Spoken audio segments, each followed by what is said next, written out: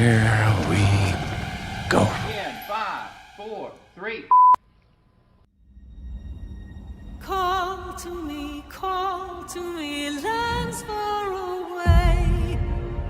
Elves have forests to protect. We need to build a wall. Dwarfs their mines. Men their fields of grain. But we Harfoots have each other. For I must now wander this wandering day. We're safe. You have fought long enough, Galadriel. No. Put up your sword. The enemy is still out there. The question now is where? It is over. Nothing is over! Nothing! You were the chosen one! It was said that you would destroy the Sith, not join them! If you only knew the power of the dark side.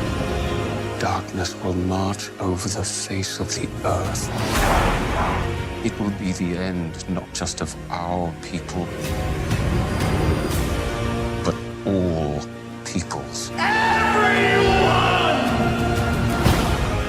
I am sorry, but their time has come. The past is with us all. The past is dead. We either move forward or we die with it. This could be the beginning of a new era.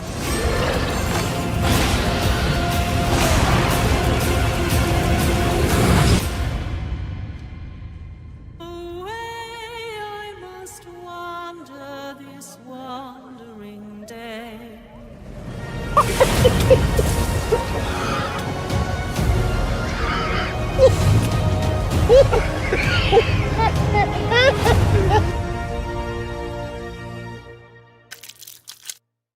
To him finally being lionized in the prime and his prime. Fuck. Do it! Shit. Just do it! Don't let your dreams. Yesterday, you said tomorrow. So just do it! Make your dreams come true! Luke went from being, oh no. Welcome, Slayer Nation. I have some great news for you today. I hope you're all doing great. Nope, that didn't work. One more. You have failed me for the last time. Welcome, Slayer Nation. I hope.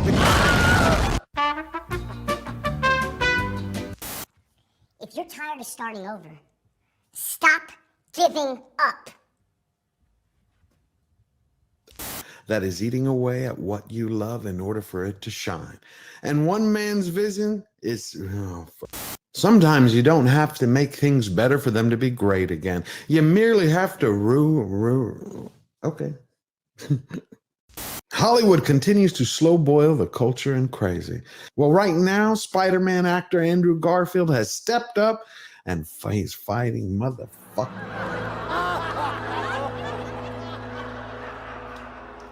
I can't do it. Okay. We'll do it live. Okay. We'll do it live. Fuck it. And unbearded dwarves, but Prime didn't stop there. They stapled in intersectionality, individuality, biddiga-dig-bee, biddiga-dig-boo.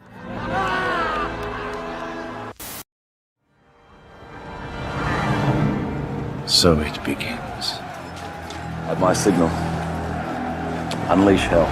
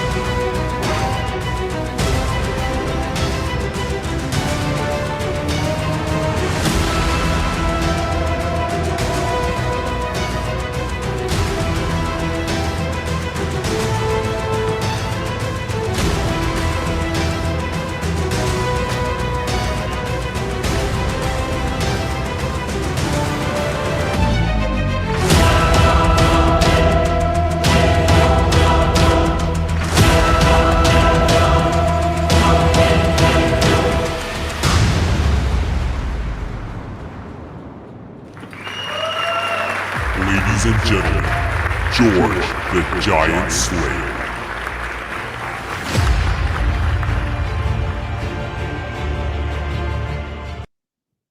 Welcome, Slayer Nation. I hope you're doing all great today. It is great to be back. It has been one hell of a week. We have had 7 days of great victories. We're talking about Kick-Ass and my favorite, which is Karma. You know what I really love about Karma? She's the great equalizer. It doesn't matter who you are. She levels the playing field. You could be a radical or blue-collar worker with grease under your fingernails, a firefighter, policeman, a soldier, a veteran. You could be a Tinseltown studio boss or just another D-list Hollywood wannabe casting couch queen in her ginger handbag. Because every lie has an expiration date. And when karma comes knocking, you got to pay the piper. So before we get started, we're going to have an amazing show. I want to say hello to everyone. I can see that Lord Thoth is in here. Shout out to you, Lord Thoth. So good to see you. Eric K, Super Rob, Darth Maul.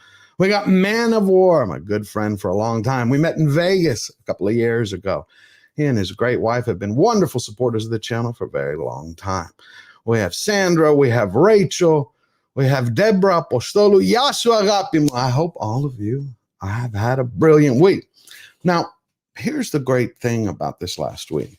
You know, ever since DEI, diversity, equity, and inclusion, like blossom into unholy life on college campuses, and then it made its way in infecting Washington, D.C. politics and special interest groups. And then Hollywood decided to pick up the mantle like they were some unholy knight on a woke cult crusade. They spread this infection till it metastasized all over the nation in every industry, starting to rot them from the inside out. But this week, karma started paying everyone a visit. We had She-Hulk. She-Hulk season 2 was canceled. You can see right there, the star, Tatiana Maslany, didn't know what to do. And it's like you're asking yourself, how could they not know what was going on? I mean, really, they had a recipe for success. Attack the fans, write a script from a corral of quota queens that was solely made for Hannah Montana pajama babies to cheer on, and then have this CGI giant Gumby start speed dating, going after men in order to get a committee of box wine drinking beta males to sing her praises, all while crying in their beer. Yeah, you couldn't ask for anything better. And then they told everybody that it was family friendly while she was twerking on the screen. But after we had She-Hulk, Sports Illustrated, after 69 years, 69, it was supposed to be 70 in August. They started laying off all their employees. They laid off 90% of them, basically fired. And then another 10% are going to stay for the next few weeks. It's been amazing what's been happening. I want to show it to you here as I'm getting used to, how we share the screen. This is our third live stream. So I'm still getting used to everything. So give me 1 second. So what happened is Sports Illustrated, a magazine for almost 70 years, was dedicated to, the American sports enthusiasts. And of course, people who like a little bit of eye candy. But over the last handful of years, they decided, we're going to put a couple of, fat liberation models, body positivity on there, throw a trans pop star. And why? We're losing money. Kind of like the same thing that happened to Playboy, a magazine made for men, where everybody reads the articles, but wanted to be able to look at all the glossy pictures. They started putting men on the cover, so it started having problems. Well, the great thing that happened next is Google. See, in the last year, DEI has been killing these companies from inside out.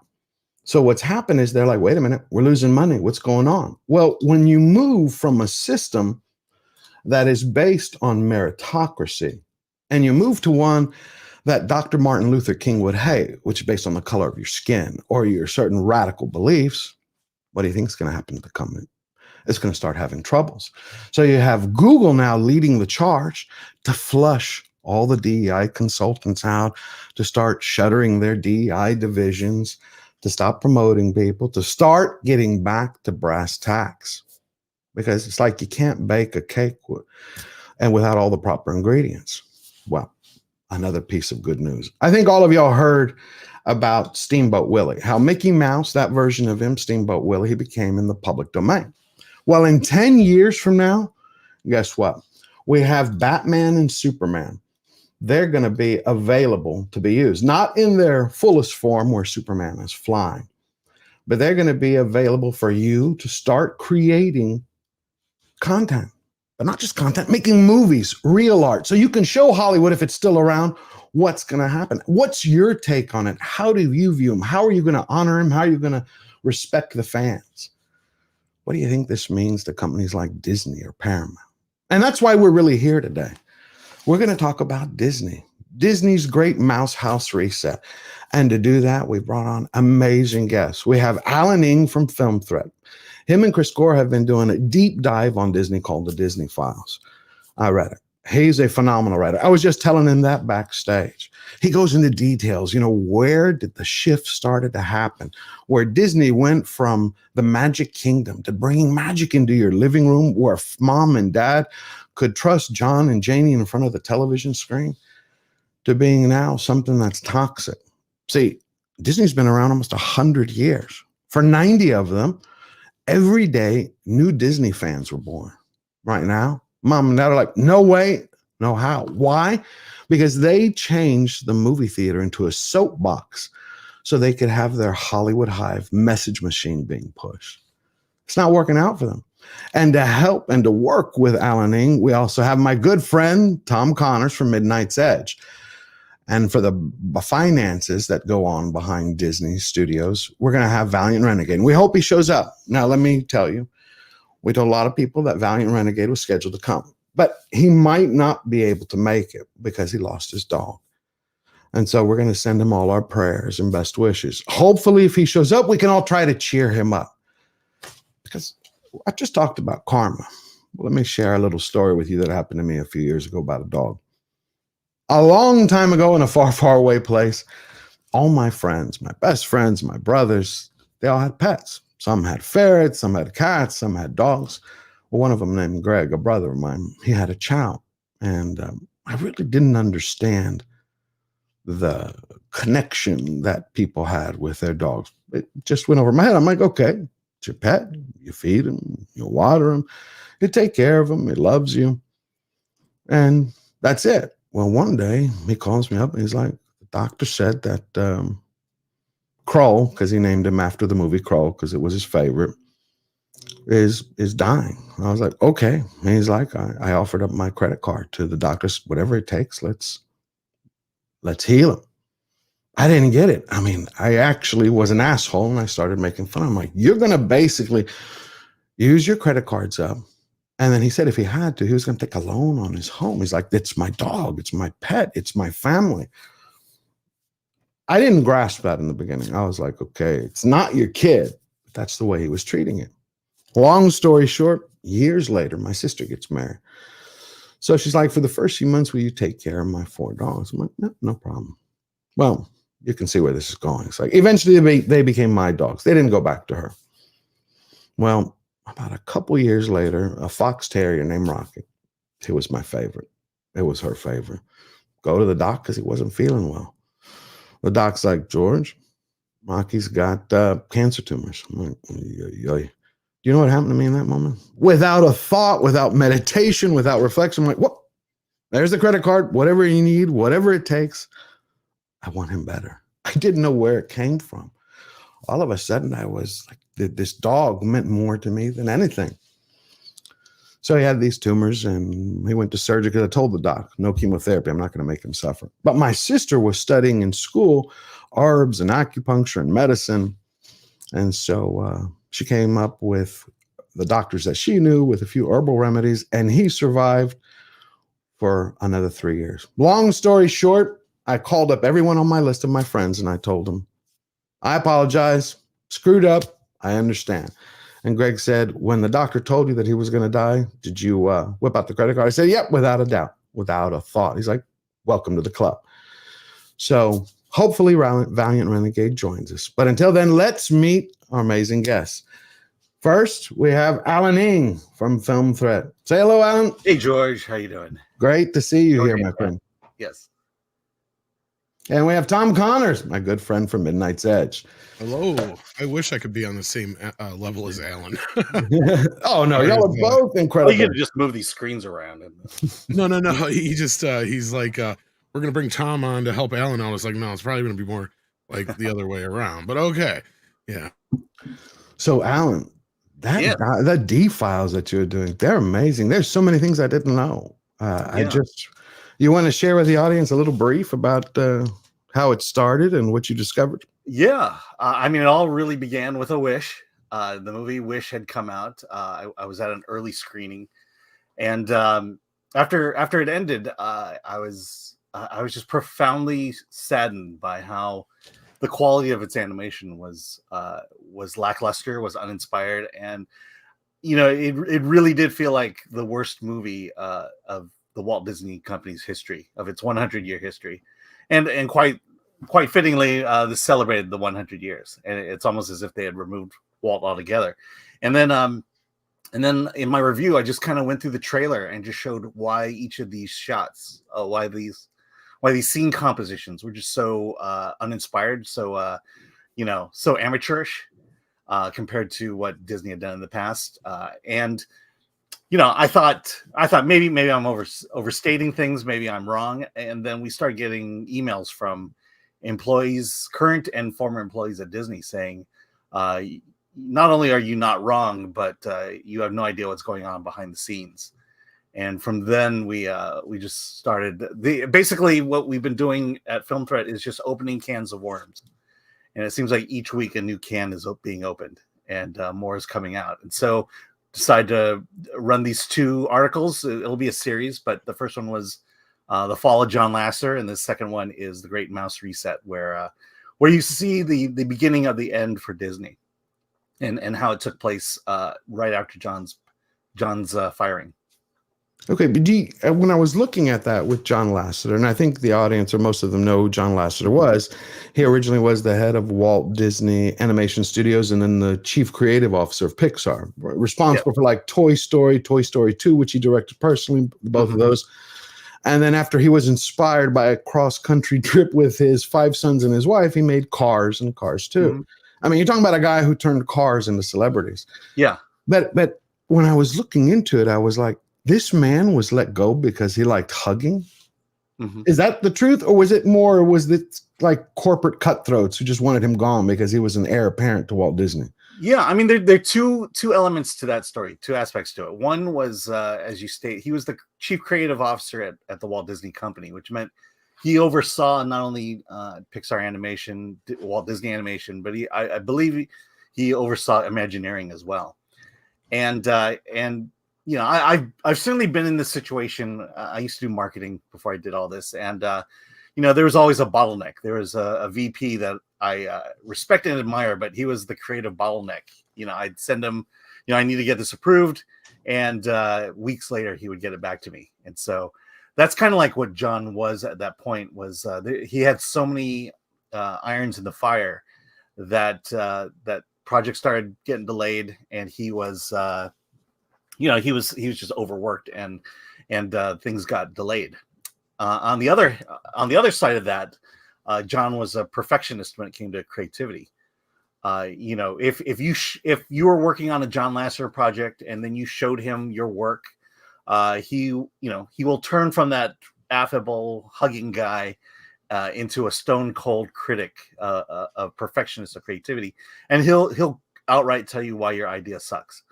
But I like that, though. I mean, it sounds like, the perfectionist, a man of fact and fiction who was honest at all costs. But certainly there had to have been a more diplomatic way of doing that. Because true, you want to be, look, you should strive for perfection. Everything should be perfect. You're not going to make it, but you should get as close as you possibly can. And if you're new in the business, you're not going to be producing perfect work for a while. Right. You need those 10,000 hours.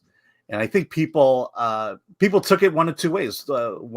Most people took it as constructive criticism and changed and became better. And others took it personally. And it was, I believe, the people who took it personally were the ones gunning for John. And then, then Me Too, Harvey Weinstein. What we found out was that everyone at Pixar and Disney were all thinking to themselves, John's next. Okay. And he was. But do you think that was more because, I'm sorry, Tom. I was thinking, do you think that was more because he was a threat to the higher ups? Like because the the audience, the customers, the fans loved him. Because when I was reading your article and then I was doing more research, it seemed that his perfectionism, the criticism that he gave, was to bring the best out of people. Like he wasn't doing it to harm people. It's not, not like a bully who's going, I'm here to have an ego trip and put you down. It's like he saw what you had in you, the ability, and he wanted to bring that out. Yeah, well, let's put it this way: if there was ever a public face at the Walt Disney Company to become Walt Disney, it was probably John Lasseter. Okay, in terms of showing up at publicity tours, being the public face of the company, it was either gonna be him or Iger. And Tom, what do you think about that? Well, that's kind of like where I was going to go with it. What you were saying was, I don't think it's so much an upper management problem as it was, because here's the thing: Lasseter ran Pixar brilliantly for over 20 years, right? And there wasn't a problem until there was these people in the process that, let's just say, have their fifis hurt very easily, kind of like Alan was saying. Yeah. So for years and years and years, this well-oiled machine ran just fine. And it was kind of like one of those things where it's like, if you can't take the heat, then get out of the kitchen, because Pixar is the topmost of the popmost. And if you can't deal with it, then you don't belong here, because John ran the company like Walt Disney did. Yes, he was a very caring and giving guy, but he also ran it with an iron fist, in that nothing gets out this door unless it's perfect. Okay. Do you think that's just the way he was? And there was some people, especially those who were, let's just say, younger women, probably not white, that were getting upset that their stuff was not just taken at face value and he would expect more out of them. Let's just say that Brave was one of the lines drawn in the sand where a lot of this went bad. And this is where I had heard some things back in the day from a couple people, because we had done a retrospective on Pixar, and we were very pleasant to everybody but John Lasseter. We pretty much said in the documentary the basics that were out there in the in the world of the media of what happened. We didn't really go too deep into it, and we tried to get an interview with somebody in there, and we were told no, because we were nothing but a misogynistic, racist YouTube channel. So we took that video down. Well, just because of our reputation. Okay. And who we hung out with and talked to and everything like that. So that's the thing, is there was this air, this group of people that were kind of trying to take over, that are just like everybody else who have infiltrated and taken over Hollywood. So that, to me, it seems like the bigger problem, because for years and years and years, sure, he may have been a perfectionist and he may not have been the easiest person to take criticism from, but nobody else had the problems until recent years, when it was all about my fifis and all that kind of shit. That's what bothers me, because this is the guy who literally threw out his entire film and started from scratch with Toy Story 2. Right. Yeah, he's like, it's just not good enough. I mean, I'll throw. We need to start over. I'll throw Good Dinosaur into that mix. That was that thing was a disaster too. Yeah, it was, and I think that kind of started poking holes in. When he got stretched too thin, that that's the other thing too. Was overworked, maybe.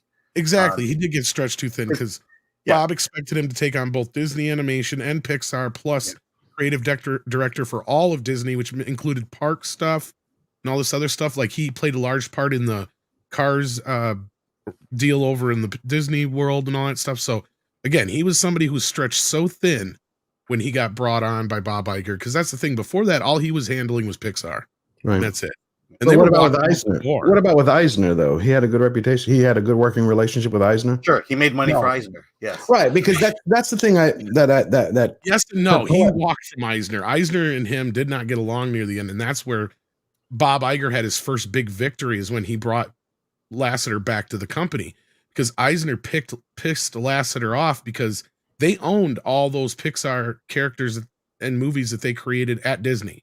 See, that was the thing that really irked him, is that Disney could make Toy Story 3, 4, 5 whenever they wanted, because they owned the characters, regardless of what anybody at Toy Story wanted. So what they had done is they created Eisner went and created an entirely new animation department to specifically make sequels to Pixar movies. That pissed Lasseter off so much that when their deal was done, he's like, we're done. And he left. It was Bob Iger who got him back. Now, I'm not trying to praise Bob Iger. I'm just saying that's what had happened at the time, because otherwise Pixar would have been its own company at this point for all these years. But he sweet talked him back in, and he's like, not only will I, let you run Pixar, but you'll also run Disney Animation and blah blah blah blah blah. See, so he sweet talked him back into the company when Eisner was gone.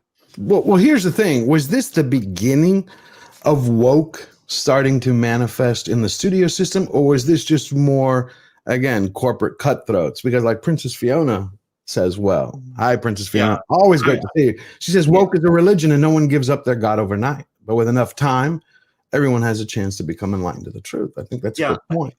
I think this started manifesting in 2013, 14, maybe more, Alan, I would say. I'm sorry, I didn't hear what you said. I said I think it probably started manifesting a little bit more like 2013, 14, 15. Because Iger's whole choice of buying Marvel and Star Wars is to get boys to begin with. So him changing it to girls' properties made no sense to begin. That's where we're all like scratching our heads. Yeah, I can tell you, it began during the Eisner era. A lot of it began the woke back in the day when we called it political correctness. Right. Political correctness. I think that's another term for saying you have to lie to fit in. And then you have a system that justifies everyone to be an asshole and feel morally superior. I mean, there was like, I remember going to, it happened around the opening of Disney's California Adventure. I remember also going to Epcot, and they had this really stupid parade, so quote unquote parade, going around the nations area, whatever they call that. And it was very politically correct. It was very, all inclusive of everybody. And, so that had all been there in the, it all began in the Eisner era. But it wasn't until Me Too and John's firing and maybe a certain election where the time to strike was now. And the chance to radically change the company overnight could happen. And unfortunately it did happen. Right, but think about the mindset of that, though. We're talking about John Lasseter, who, if my numbers are correct, all his films, whether the ones he directed personally or he oversaw as a producer, grossed over $19 billion. Mm-hmm. $19 billion. I mean, he's one of the most successful producers in history, is he not? Yeah, for Disney. So certainly, if you can get rid of somebody like that, I mean, that had to come from Eisner and others. Do you think Kennedy had anything to do with that? I don't know specifically Kennedy. No, I'm saying her cadre, the kind of the new cultural shift that was happening in Disney. Yeah, not her with her finger. I think Kathy just jumped on that wave because she's always been a feminist, and she saw this as an opportunity. And I mean, as far as like her having anything to do with Lasseter, no. That, I think, has all to do with the younger people involved at Pixar that were not good at taking criticism, and they took it personally, like Alan said. Yeah. To them, that was an attack, right? And you see a fundamental shift in the quality, the types of stories being told, and then the slow degradation in the quality of the work that Disney was putting out. All business units at Disney, their quality just took a slow, sudden, dip in the wrong direction. Okay. Well, I read that Lasseter was saying that when he was reflecting that 101 Dalmatians was the last, I think it was the 60s, Alan. Mm-hmm. It was the last great film from Disney, and everything after that was just copy and pasting, repeating. Sure. Well, I think that was the last one that had his actual touch. Because beyond that, I think the only one, because he had died before, I think that was the last one he had actually produced before he died. And then he greenlit, I think, Robin Hood and one or two other things, but he never actually got to work on them, I think. I could be wrong. There was that. Yeah, I would say after Robin Hood. Yeah, it was one of the two there, yeah. You saw a definite shift, and there was no resurgence until Eisner and the Disney Renaissance. Okay, so tell me about your deep dive. Where do you think this all started then? Because when I was reading the D files, I got the hint that it was with the women in animation that started in, was it 93 or 96? That slowly was behind everything. Yeah, I mean, this is okay. So this is the interesting part of this whole thing, because I was getting this ready for a Wednesday publication. It's Tuesday morning, and I knew about women in animation, but quite frankly, I only had one source, and it was it's like I could throw it in there, but I'd be making up a lot of stuff, and I wouldn't really have enough information, and I'd be making an accusation that I couldn't solidly back up. And so I took a last ditch at the source who gave it to me. And then I reached out to a couple of our other sources. You know, have you heard of women in animation, and what do you think of them? And it's kind of like at the 11th hour, before I was just going to say, okay, we're not going to run with the women in animation thing. Someone said, oh, I just talked to someone on the inside, and when I mentioned women in animation, they gave me that look. And then they started sending a bunch of screenshots from within the company, and it's like, okay, we've got this can of worms now that we're opening. And let's be frank about women in animation. I think early on they existed for admirable reasons. The idea was animation being a male dominated field. That's from the very beginning of animation, that's how it always was. There were certainly women animators who were talented and they needed help. So women in animation existed as a mentor and a resource. So you go to them, you get mentored in terms of the way you do animation, and then the resource. They have they have people within the company that they can hook you up with, and so that's a typical and good definition of mentorship. Right. But we found that as Me Too was going on, they took a very different direction at that point. And not only was it, if you read the article, the conclusion we come up with is they basically stopped being a resource and a mentorship program for women animators, but they became a gatekeeper. It was like, if you want to get into, the way it was set up was, if you want to animate for Disney, you come through us, and you're a woman, you come through us, and we'll set you up. And there were people who tried and they rejected because basically they couldn't use them within the company. And by using them, meaning, it was seen that we needed to create a stronghold, a squad of women who'll come in and basically band together and influence not only the animation process, but storytelling, basically be the disruptor and question the stories coming out of the writer's room. And we can really get into that, but that's what happened. And they weren't even going after talented animators. I'll give you a scoop here, because this came in after the article dropped, but I had referenced a video from Fawn. I can't pronounce her last name, but she directed Wish, and she was a head writer for Raya and the Last Dragon. And she talked about widening the hiring pool, because not a lot of women were coming out of Cal Arts, and so we needed to widen and she talked about hiring internationally, hiring off of social media, and I found out that when she mentions hiring off of social media, what she was talking about was Tumblr. And Tumblr at that time was very much like Etsy in the sense of, you think you're there for the art of everything, but groups started forming within Tumblr and Etsy that became very politically motivated. I think Carrie Smith talks about how she was part of the knitters segment of Etsy. Well, there was certainly a animators segment of Tumblr that operated the same way. And so now women in animation, instead of mentoring and producing talented animators, it was get artists in there, radical, go to 50-50 men and women in animation, and then teach them how to run the writer's room, run these creative meetings, and essentially take over Disney Animation. And I will say, after watching Wish, they succeeded. They succeeded, except they failed. So they succeeded in getting their wish. No pun intended, but they got their wish. Cool, we had this. But it seems like the WIA started out as something good, something noble. Okay, let's get more people involved. Let's get more women involved. I kind of disagree with that, actually, because I see the problem from the start. You do? As Alan said what the problem was. He didn't have enough women that were interested in doing animation from the beginning. It's just a lot of these other fields. No, let me finish here for a second, because I think this is actually important. Because you have a lot of women in certain fields where they're just not interested in certain aspects of certain fields. But in animation, women have been a big part of animation for years.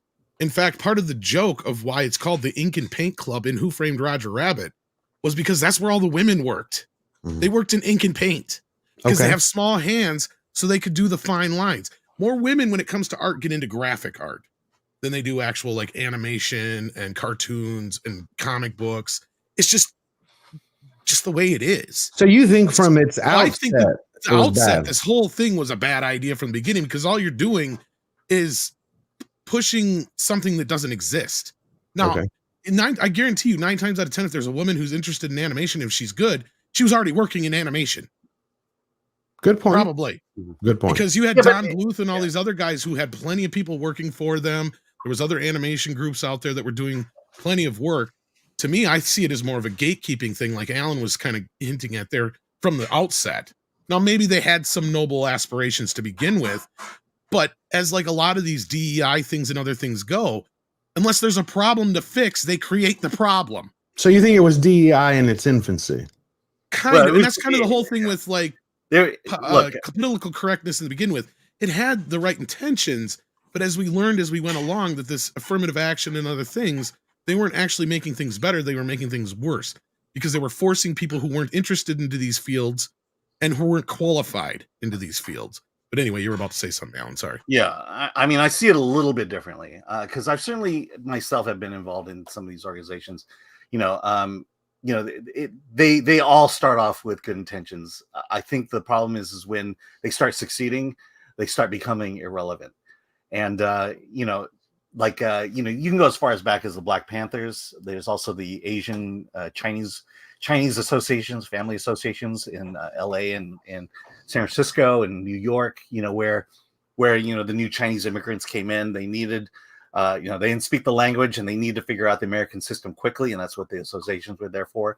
Affirmative action, the intent was there. It was if you have two quality people of equal talent, one is Black, one is white, why not take a chance on the Black person? But again, these things start off with good intentions, but as they start succeeding, they become irrelevant. And there's so much power and money behind these movements that they have to keep it going, keep the problem going. And so rather than fix the problem, they extend it out to maintain relevance. And I think I'm not going to disagree that, certain things weren't boys clubs. I'm not going to, disagree with you there.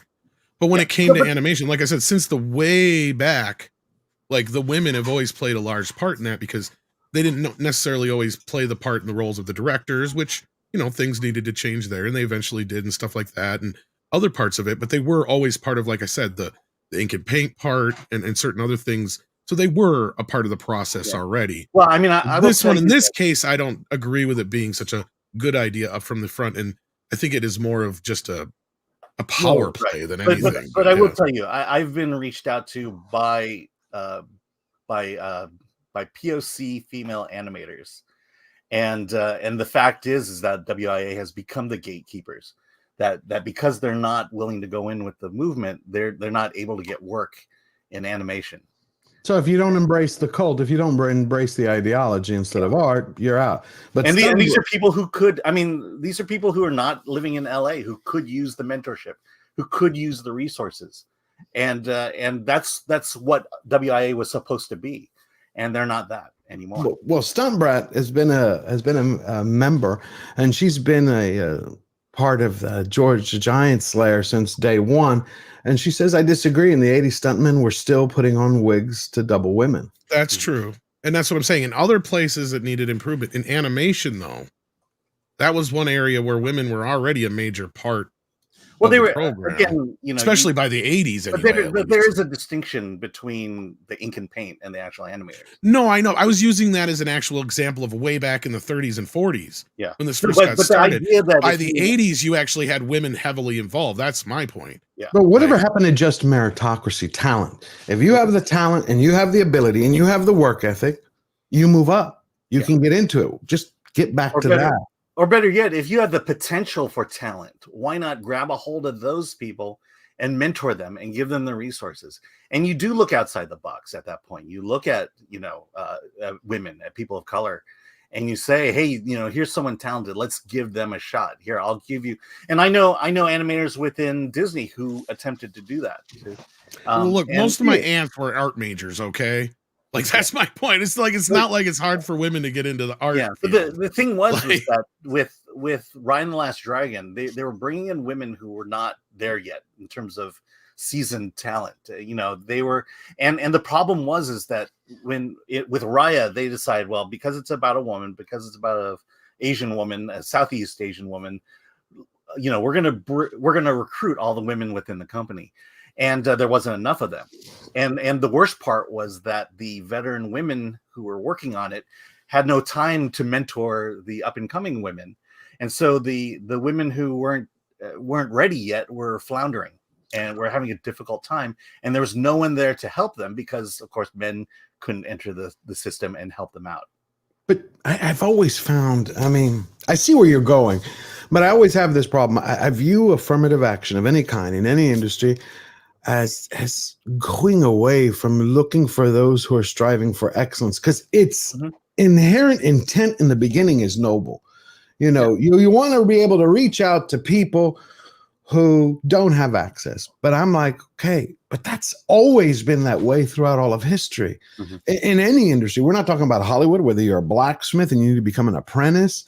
It's like, you need to get over those hurdles on your own. I don't like the way that affirmative action is set up, because I think we see the results now in Disney. I think we see them in Paramount.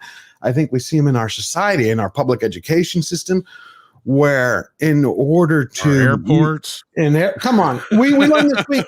You saw that, Alan, this week, Tom. Yeah. And this week they're talking about we're going to have air traffic controllers. We're going to have pilots who have psychological issues. I mean, like, that's one thing to go, okay, I'm going to go to Starbucks. I'm going to get a cup of coffee and you're going to serve me coffee. Good luck. God bless. I have no problem with it. But flying my plane, get the hell out of here. Well, yeah. Someone in the room said, well, what does a co-pilot really do? You could just throw someone in that position. That's... Yeah. I just view it as a zero. That's not how the Force works. All right, there we go. The Force is female. You know what? No one. Well, I think you brought it up. You and Chris Gore brought it up, and I know Tom has brought it up. The Force is female, right? Let's take a look at this. This woman has driven me crazy. Here it is. This Charmin has driven me crazy because they're acting like Marsha Lucas never existed. Yes, she didn't direct it, but she saved, I think, the movie. Hold on. Let me get this. Again, I'm new to this. Let's see what she says. I like to make men uncomfortable. I enjoy making men uncomfortable. So we have just that one, but then listen to what she says over here. And I was actually stunned by it. Not stunned in the way, because you expect it now from Hollywood. But you're talking about that she would have the audacity to say, like, they put their activism on their sleeve and go, I'm an activist first and I'm an artist second. I want to get back to the days when you go, no. I want you to be an artist. Save your activism for your private life. I don't want to know your personal pimples and politics, what's going on. Give me a great story. But the Kathleen Kennedy types, and you have Charmin, they're like, no, we don't care who. We don't care about what great story is. We care about who's telling the story. Okay, so here we go. Let's see what she says. I think at the heart of everything, I am a storyteller and an activist. And my body of work over the last 20 years has been guided by my activism. And every single piece of work that I've ever created has a piece of activism in it. It could. Yeah. So I view that as that's what's happened. Well, here's the thing. So that first quote, that was back when she was a documentarian. Correct. And I think she was, in the context of what she was saying and the movie she was putting out at that time, which are documentaries about the misogyny and patriarchy of Muslim culture. It was important, in terms of the way women were being treated in that culture. She wanted to draw that out and make men uncomfortable. The problem is that Star Wars is not a brand that needs activism. That message you know, in all of Star Wars, you know, no one was talking about patriarchy. No, there was no male weren't dominating the Star Wars universe so much so that you had to bring an activist in to correct the situation. You know, and that's the problem. It's a great message for a documentary. It's a horrible message for Star Wars. It is, but see, that's it. It's like the movies that she had made fit specifically for that message. But how do you bring? She didn't transition. She didn't make the jump for Star Wars. It's like you can't bring that message into Star Wars. It's like, again, Star Wars was a boy brand. I mean, you want everyone to participate in it, but it was for boys. Has it worked well making the forces female? It hasn't, because what they did is they didn't care anymore about the stories. See, they forgot about that. They're just like, push the message. We need a soapbox. What we need right now is to push the message machine, but it's not working. And I heard this week I called Tom up the other day because I was like, I keep reading two reports. Is the Rey new Jedi Order film coming out? I read one that says it's delayed and one that says it's coming out, one that says it's canceled, one that says it isn't. Yeah. Well, I'll tell you what Chris Gore says. He's basically on New Year's Eve when that report came out. I think she saw the writing on the wall that her project was getting canceled. And so she hired a publicist to get her on CNN so that she can say that she's going to be the first female director of a Star Wars movie, in a way to force Disney's hand or Lucasfilm's hands to keep that project going. And and I think the indications is that it's probably not going to go. Oh, really? Okay. I don't know. I think, Tom, you'd have better insight on that than I would. I mean, you think it's going to happen now? I see. That's the thing. It's like Schrodinger's project at this point. I wish I had a better grasp of what's going on, because it's like we got all this talk in the media. Like, they're not going to just let her go out there and talk shit, right? Mm-hmm. And if she was saying something that wasn't accurate, you'd have somebody come back and say it's not true. And then we have like a leak from a strange source that doesn't really even name a source. They just say, we heard from somebody that the Rey film has been delayed indefinitely. And then you got Jason Ward. Is that his name? Jason Ward, I think it was. Yeah, who's the other guy who come out around the same time and said a very similar report about the movie being delayed indefinitely. Yeah, I mean, well, think about it. Once she had done what she did on New Year's Eve, what was the first thing Lucasfilm did? It was to announce the Jon Favreau movie. Well, that's right. And that to me kind of made me look like, because for a while I'm like, well, Favreau's got, or Iger's got to be behind the Rey project as well, because it's partially his legacy. But then when they announced that Mando project with Favreau directing, and it was right after all that controversy hit, and I'm like, that feels like a reaction from somebody like Bob Iger, but the announcement was done so quietly through StarWars.net. I mean, it makes me wonder if KK does actually control the media that comes out of Lucasfilm, which very could well possibly be. And once, and you might be right, Alan, that if Chris's theory is correct, then that means that Iger just saw this window and he's like, get that movie in there, and he can't cancel the other movie, but he can keep bringing in other people to rewrite it until it just kind of falls into obscurity. It's also to shift the discussion. Exactly. It's to get off of what she said and onto a different thing. And right now you could let her news just kind of drift into the ether now. Memory hole it, basically. Just memory hole it.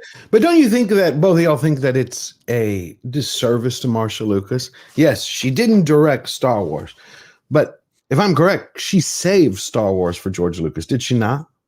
In editing? In a lot of ways, yeah. But I mean, at the same time, I mean, I think if we want to know what's really happening here, at least get a good idea of what's going on, is when they have the next earnings call here, which I think is, help me if I'm wrong here, Mike, I think it's either February or it's soon. I know it's either February or March. February 7th, that's what I thought. I was gonna say it's really soon. So you're right. I think it's like next couple weeks here. Mike, when is the next earnings call? He said February 7th in the background here. Oh, okay. So when that happens, if Bob talks up this Mandalorian project and doesn't even mention Rey, that tells you everything you kind of need to know about what's going on behind the scenes. And that means that basically this was an announcement by Bob. Bob pushed it. and he's losing faith in KK again because we've seen it before. Again, Because yeah. he came out again. Yeah, exactly. Because he's not the one who put her back in charge again. That was Chapek. one of the mistakes Chapek made. Big one. Because he saw it as, well, she's supposed to be running Lucasfilm, but she's not even doing anything. It's like, yeah, because Bob Iger put her over there so she'd leave Jon Favreau the fuck alone. Right. They need to give him free reign. I mean, come on. Basically, yeah. What did both of y'all think? We touched on it a little bit last week with Andre and Robert Meyer Burnett. You saw, both of y'all saw the new name of the movie, Mandalorian and Grogu. I mean, does that inspire anybody? Again, I go, it's like, if these people in this writer's room, plus combined with the marketing and the publicity, were to have held Jaws, they'd call it the shark in the boat. Mm-hmm. I mean, Beverly Hills would be, buddy cop movie, cop and the other cop. I mean, they don't ever put forward their good face anymore because I don't think it exists. Chris was telling me a long time ago that one of the biggest problems that isn't discussed is that the scripts that come in are read by these interns, and they're the ones who are now gatekeeping in the studio system.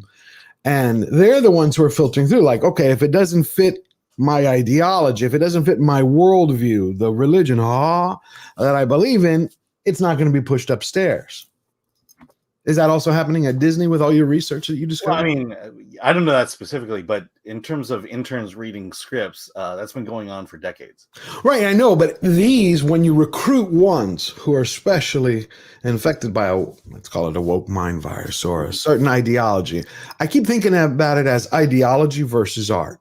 Yeah. Like for me, a movie is about telling a story with iconic characters, whether it's in mysterious worlds or someplace with a rich mythology, something out of the ordinary that you don't know about to draw you in. But when it becomes a lecture or it brings in the social norms of the day, it's like, that's not a movie. That's like somewhere between a documentary and a public service announcement. Well, this has been going on in the entertainment industry. I mean, I think I've heard stories of it here and there, but it's this idea that these unions finally feel emboldened to influence the creative of the projects they work on. Right. I believe this happened at I forget. It was one of the comic book companies out in San Diego where the cleaning staff thought that they could have a unionize and have a say in, what messages were coming out in comic books.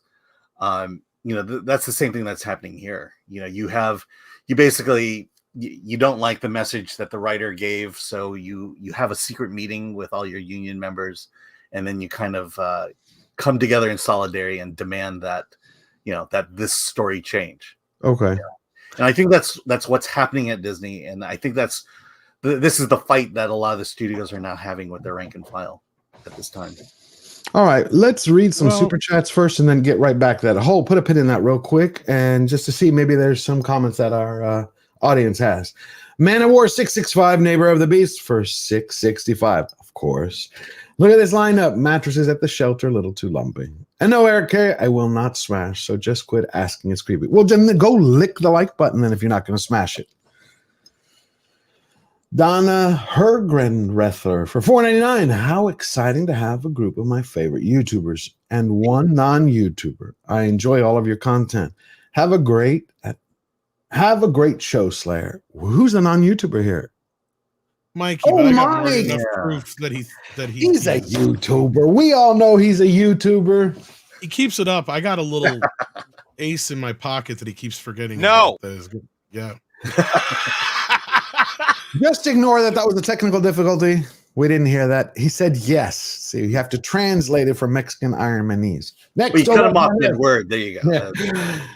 Olaf Van Ness for $2. Well, Twitter was first before Google Meta. Cut DIE. I like that. They used to call it DIE, and I remember, who was it?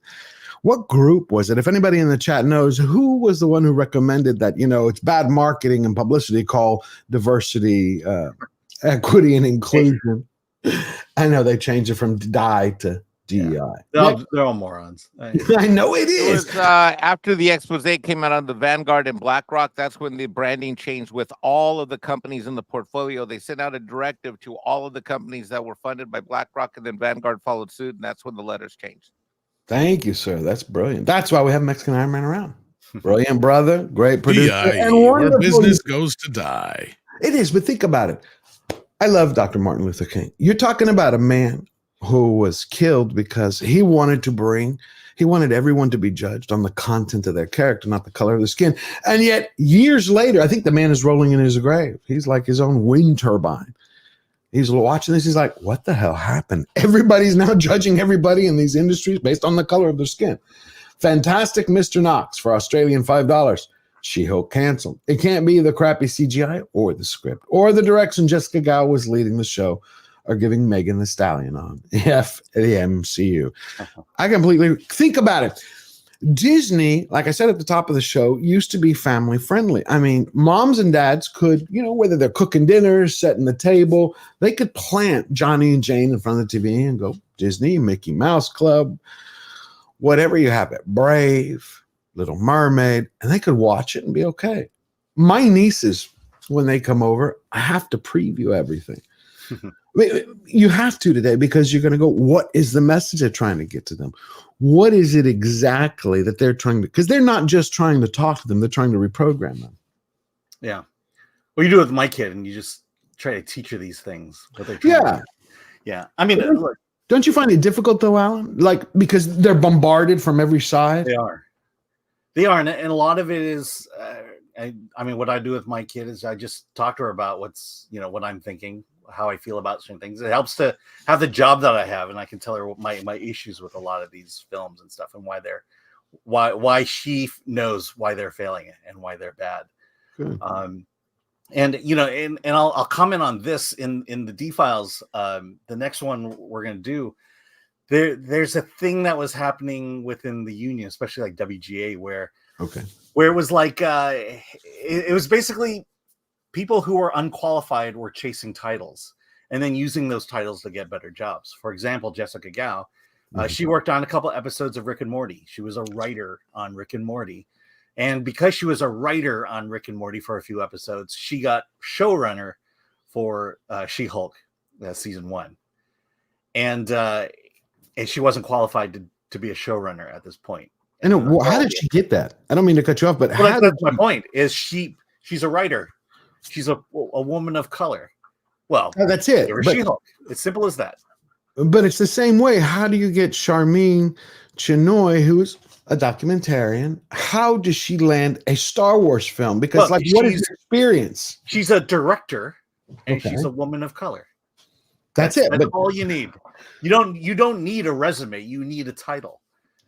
And the thing that George Lucas spent all those years, he went to film school, and then he made American Graffiti and TX. I can never get the name right. TX 1182. What was it, Tom? TX. THX 1138. Yeah, no, it's exactly what they're doing. Is they're just coming out and they're going, yeah, we hired her because she has a vagina and she's not white.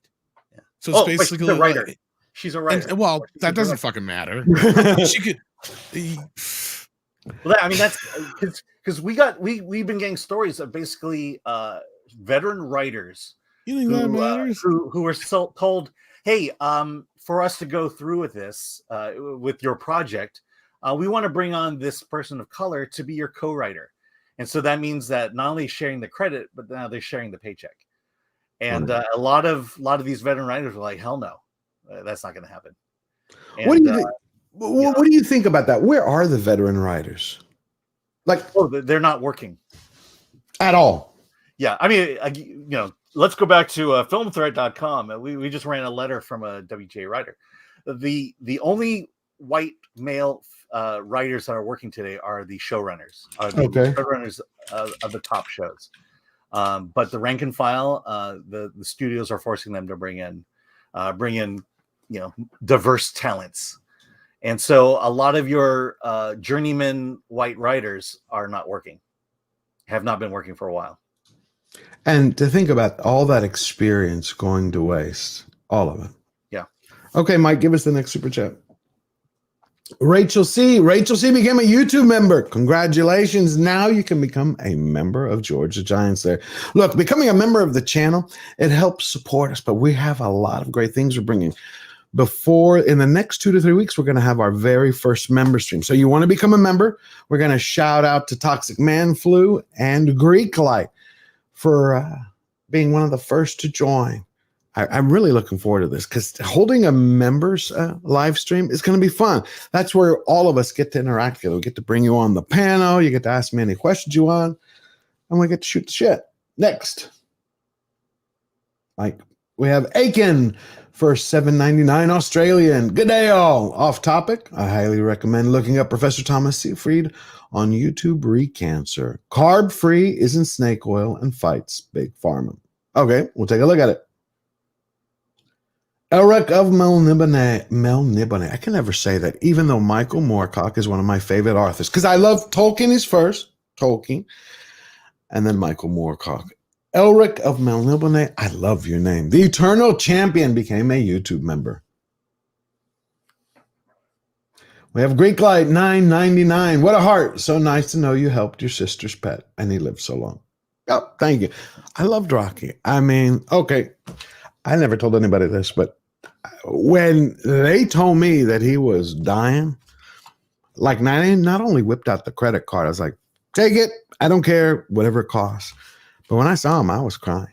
I mean, the guy was looking at me like, George, I've known you for years. I'm like, I had a tear rolling down the cheek. I'm like, I hope nobody sees this. But I cared about him. And I called every single one of my friends up, and I was like, I apologized. I now get it. That's why I said I love karma at the top of the show, because karma levels the playing field for everyone. Hollywood Titan or firefighter or everyday Joe, it doesn't matter. When you learn that experience, karma's like, okay, you think you're excluded from this? Not a problem. I'll show you differently. Thank you, Greek Light. WG gifted 5 George the Giant Slayer memberships. WG, you are a hero. I really appreciate it. You are always here. You've been here for a long time.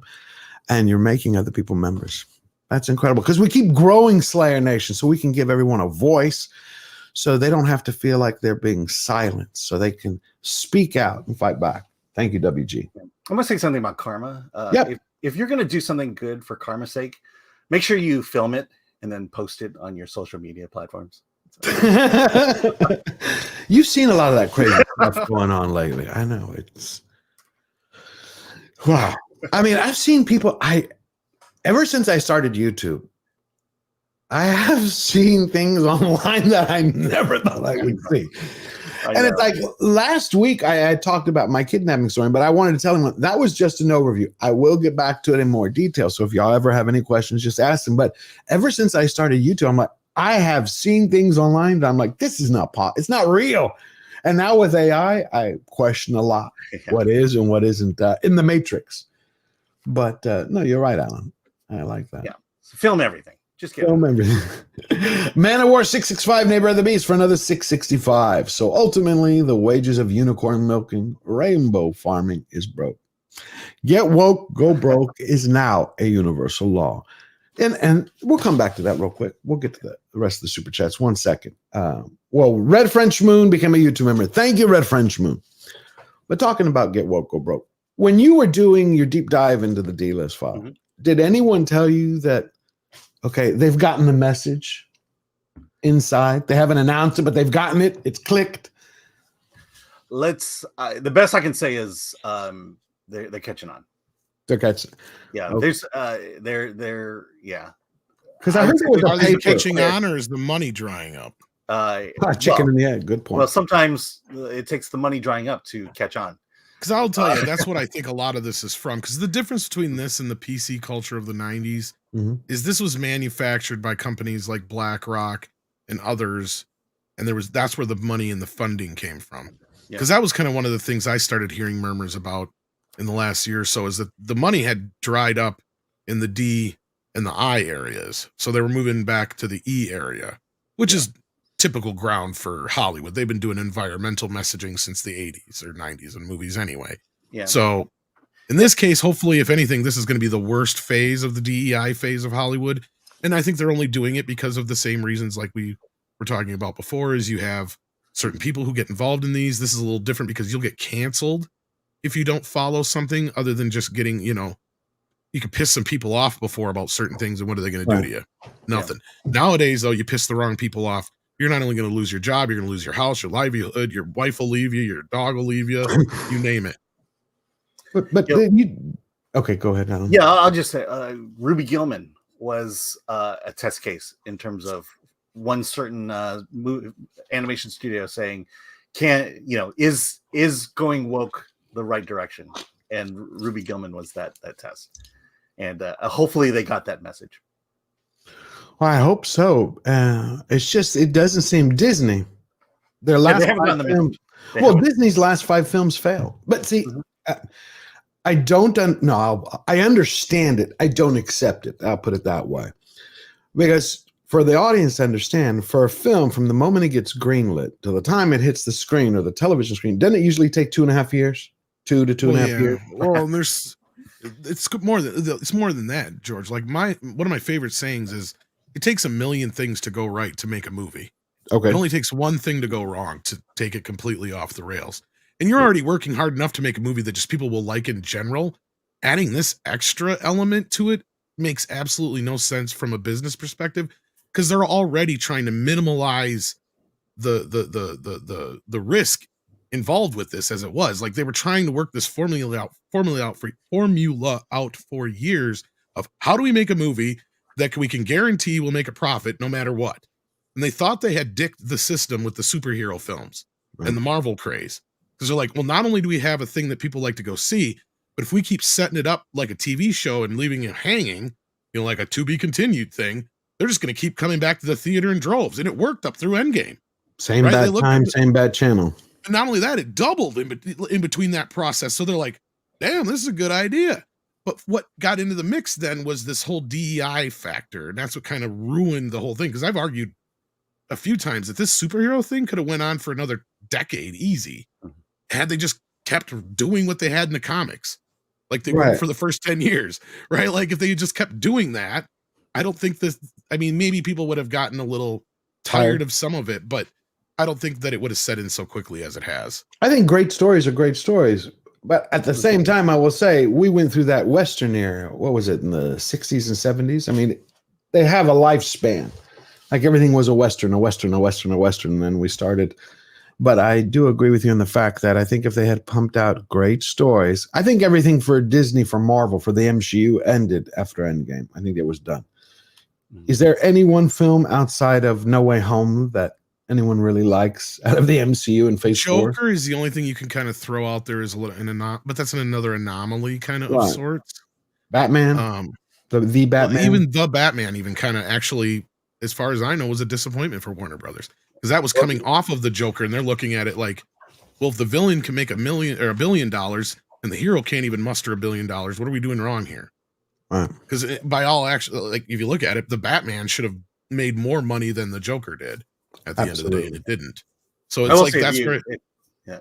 Go ahead. No. Go ahead. Yeah. No. I'll say, if you read my reviews, I like Shang-Chi.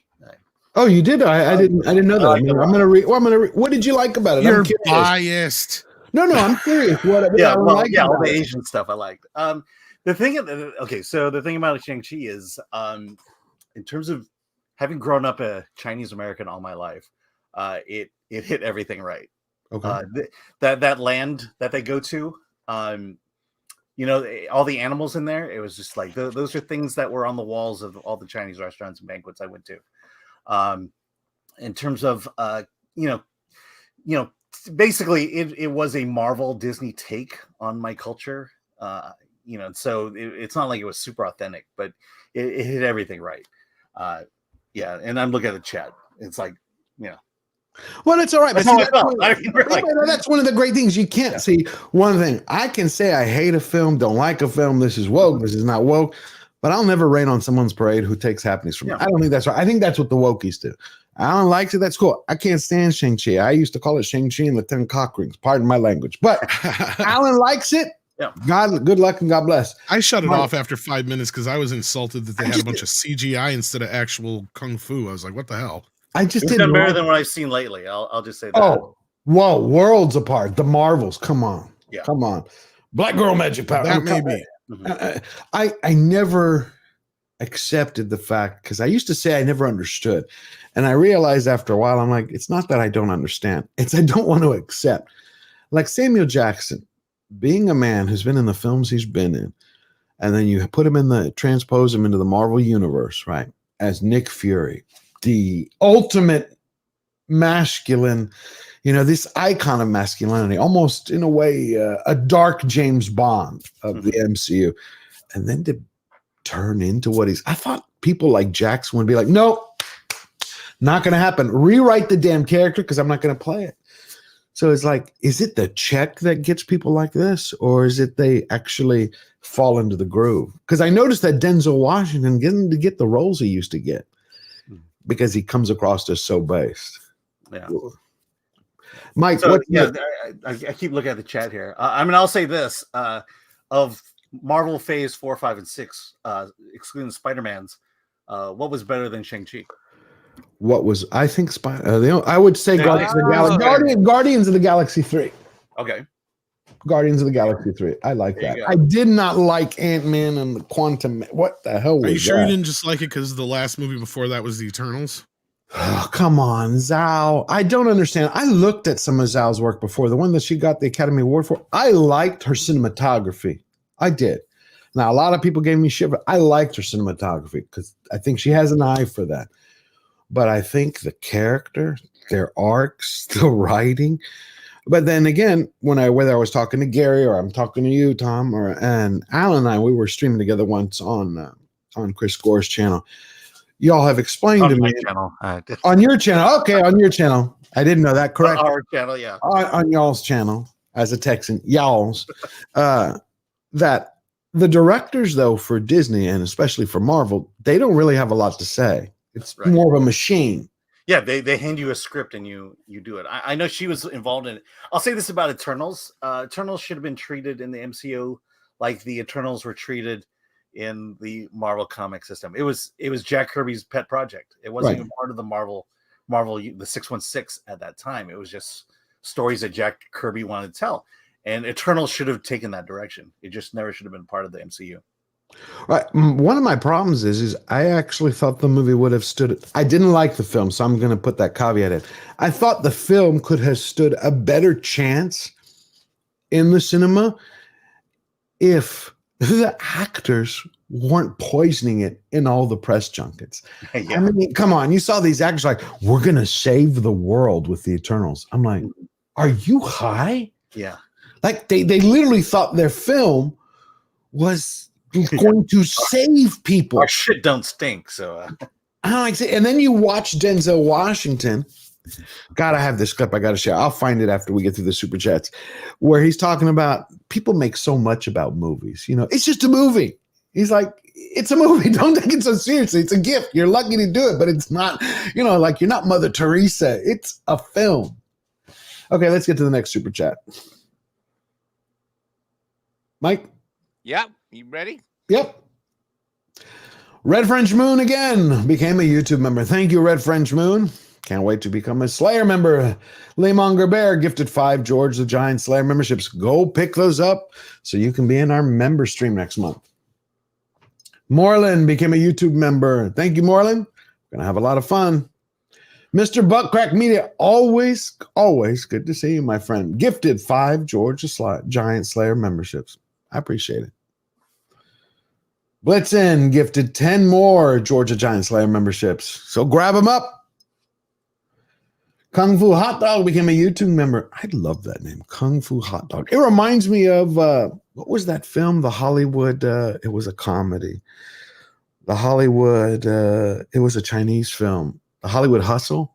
I think it was a Hollywood Hustle. Kung Fu Hustle? Kung Fu Hustle. Kung Fu Hustle. Yeah. Can't remember. I love that movie. I watch it every. Baggins and Banshee for $4.99. Wish it could be more, but I wanted to show my supporters to the great Sir George. Excelsior, onward and upward. Baggins and Banshee, I'm grateful. You don't even have to do that. I'm just pleased you're thinking about us and you're enjoying the show. Mace Windu for 10 euros. Is that 10 euros or 10 pounds? 10 euros. 10 pounds. In the old days was the Force male. I loved Mara Jade, Princess Leia, Aura Singh, and Ayala Secure, etc. I did too. See, they had all of the great female leads. Princess Leia, I idolized her when I was a kid. Like, that's Princess Leia. A badass, a beauty. She knew what she wanted. She directed the guys. And then you had Mara Jade in the games. Come on. We all felt that way. That's why I said I don't know why Well, we do know why, because they wanted to infiltrate it with radicals. But Disney had the women. They should have made a Mara Jade project. Well, and I don't know if it was male necessarily, but it did penetrate us all. That's what Joe said. Yes, Kathleen Kennedy does like to pick. That's why I say I think she has penis envy. She's Princess Penis Envy. It's a woman who wants to emasculate every male because she's jealous. P. Walker for Canadian $5. Let her make that Ray film. Let it flop. Let them blame men. Let us ignore their cries and spend our time and money on something better. Couldn't have said it better myself. Wise words. Olaf Van Ness for €2. George, remember my super chat last week about Mando movie? Remind me, Olaf. Send me a message so I can remember about it. Because I know we were talking about what they're going to do with the Mando movie. Yeah. And part of it is if these are girl brands or if these are meant to reach out to girls, then they should be doing Barbie numbers. Good point. And that's the fundamental problem is they don't understand the IP they have. They don't understand who it appeals to. They don't understand why the stories appeal to those groups. And so you think if you throw a woman in it, you'll get Barbie numbers, and you won't. You won't. But think about it. If they had taken Barbie, right, and they had turned it into just the Ken film, which, part of the film was a Ken movie, which the director was pissed off when people kept pointing out, hey, part of this isn't woke, and she was furious. But imagine if they took some of those female-based or female-focused IPs and flipped them on their head. They'd be having temper tantrums. Yeah. Yeah, I mean, maybe they'll make a Ken movie, but it's not going to Biff the Vampire Slayer. Yeah. That's interesting. Nick the Greek Biff the Vampire Slayer would be great. Biff the Vampire Slayer? That would be. You're not talking about him coming back, are you? You're just joking. No, I just said, trying to think of a male version of Buffy. Yeah, it would be Biff, but I'm curious, whatever is going to happen to Whedon, I haven't heard from him. Oh, yeah, I don't know. They were that was the one time, though, and that's part of the reason I brought it up, is that was the one time we did see the Wokey Wokes freak the fuck out, was when they announced they were going to remake Buffy the Vampire Slayer, and they were going to have a black female lead instead of Sarah Michelle or whoever come back, and they freaked out about it, and they're like, it's just a continuation. It's not even the same character. We're not gender or race swapping, and they're like, we don't care. And it's like, yeah, how does it feel? It's like, how does it feel? It seemed like he buried his career after he was just. Well, what Joss Whedon could do is basically make his own movie. Make his own. Yeah. Quietly put it out there.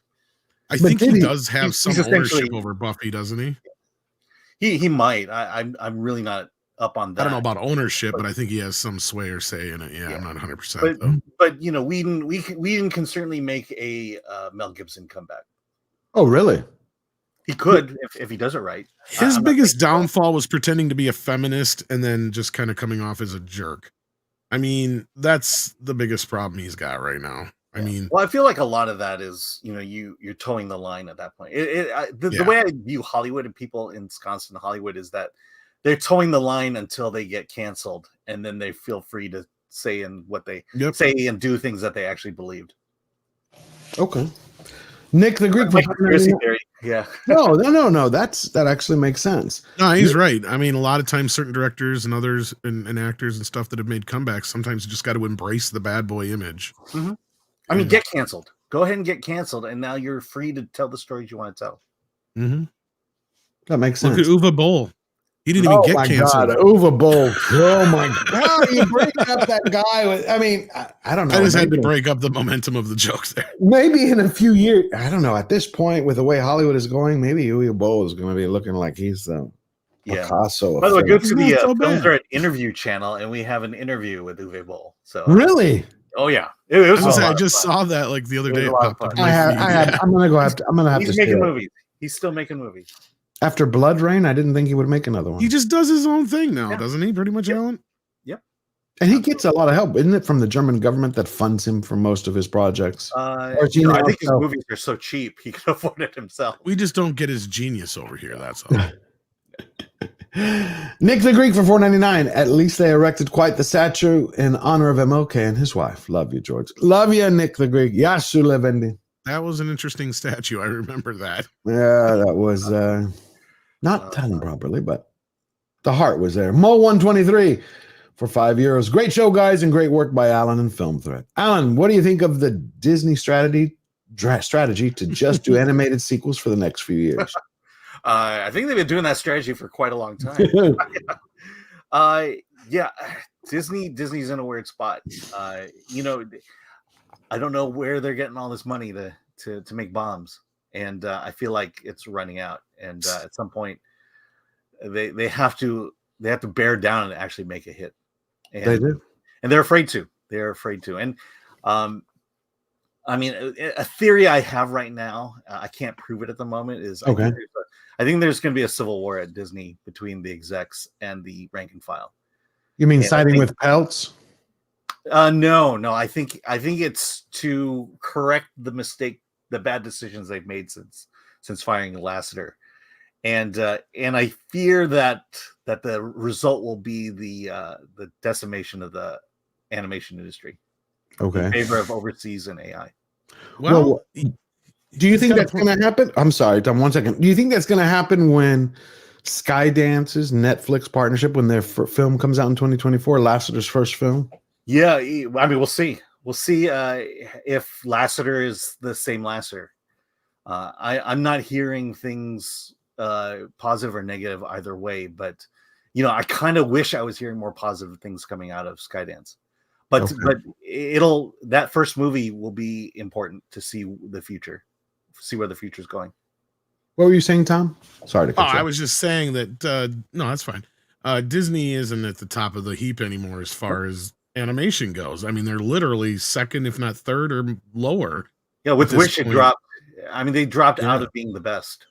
Did you see that shot of the horse? You showed what they couldn't do with the horse. They were showing shots over his shoulder, over the. I'm like, this isn't Disney. I mean, you think at least, okay, you butcher the story, you pump out a bad message, but at least animation, that's their wheelhouse. Mm-hmm. Well, yeah, even if you watch Wish again, you'll notice that you don't see legs that often. They're either wearing long robes or they're all above the waist shots. You know, there's definitely.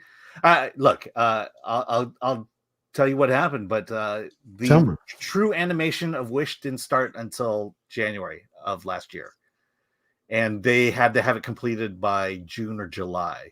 Why did they just push the film? Yeah, well, because they had to make the 100th anniversary deadline. And they didn't start it early. I mean, it's just crammed in. See, that's the thing that feels like just a factory now instead of an art house. It's like, okay, push this content through. Do you feel a lot of that has changed ever since Disney Plus came on the scene? Because I've noticed the changes. It's like we have to pump out content. I don't know if it's specifically Disney Plus. If I were to guess, and this is one of those things where I have zero evidence for it, but I think the war that was going on with WIA and with the writers and the creatives took its toll, and they couldn't nail down a final script until December of 2021 or 2022. And so that's why the late start, because that story was be so much different, and it was far from what the original idea was. Wasn't it supposed to be about the song "Wish Upon a Star"? Wasn't that the entire premise of it? It's supposed to be the origin story of that, but it was the furthest thing. Yeah, it was kind of like I think they were talking. I don't know how true it is, but like Tom Hanks like character was supposed to be kind of the main focus. Didn't know that, or at least the father, the male figure of the film. Okay. Dark Hierophant for $5. Wokeism has infected most IPs. I love that they'll never F up literally IPs like Doc Savage, Conan, Lumley Books, and more. They can't touch the books.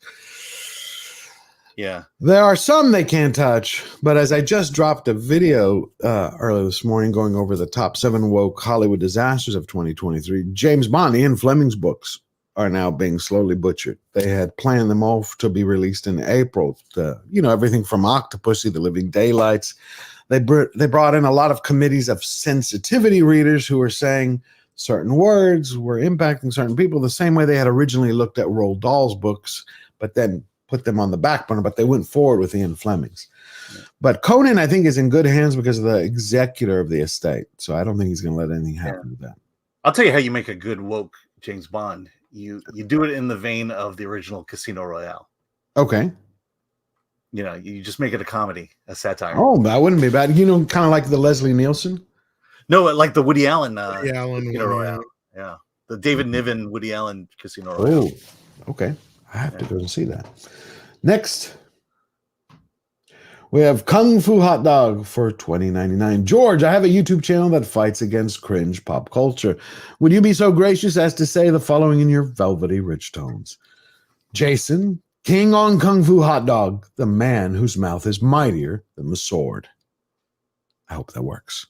Thank you, Kung Fu Hot Dog. Appreciate it. Eric K for $5. No superhero fatigue. It is part of human nature. The superhero dreaming and thinking about it. It is bad movie fatigue. I agree, Eric K. I don't think there's such thing as superhero fatigue. I mean, some people will get tired even if you had great movies, just because, like in Greece, we used to say you don't like to eat beans every day. But I love superhero movies when they're done well. And I think if they were still putting them out at the quality that we used to get in phase 1 through 3, I think the audiences would be there. Well, I'll say this: because superhero films have been so bad over the last few years, Superman Legacy has to hit it out of the park. It has to be the greatest Superman ever made for it to make a dent in what's going on today. But didn't Gunn already kind of give away his cards, show his cards with? I don't know, did he? Or the lowest. Oh, that I don't know, because they were saying about how Lois Lane is going to be his mentor instead of like Superman. I think that was blown out of proportion. Yeah, I think so. Do you? Okay, well, I'm happy if that's blown out of proportion. Because I think Rachel Brosnahan described Lois Lane as feisty, and I'm like, well, wasn't Lois Lane feisty? Always, nothing wrong That's with kind that. of the point. Is Lois is always kind of headstrong, getting herself into trouble, having to have her was ass a saved by feminist. Superman. Let's Exactly. She'd always get herself in trouble with terrorists or some other bullshit that Superman have to get her out of. But that's kind of the whole point. Is she is ballsy. Lois Lane should have a big ass set of balls, because that's what she is. She's the type of woman who does not think about her own personal, safety. She's thinking about the story first. And that's why she always winds up in these positions that normally she would end up dead, but she gets saved by Superman instead. Yeah. And that was established even in the old Superman series. I mean, like the movie. Yeah. Like every episode would be at the end of the George Reeves. Oh, Lois, because she'd always get herself in some mess. So I feel better about that now that y'all have said that, because I remember she'd always make some joke about Clark not being, being too chicken to get in troubles or something like that. But anyway, well, because that was the whole dichotomy. That's the joke.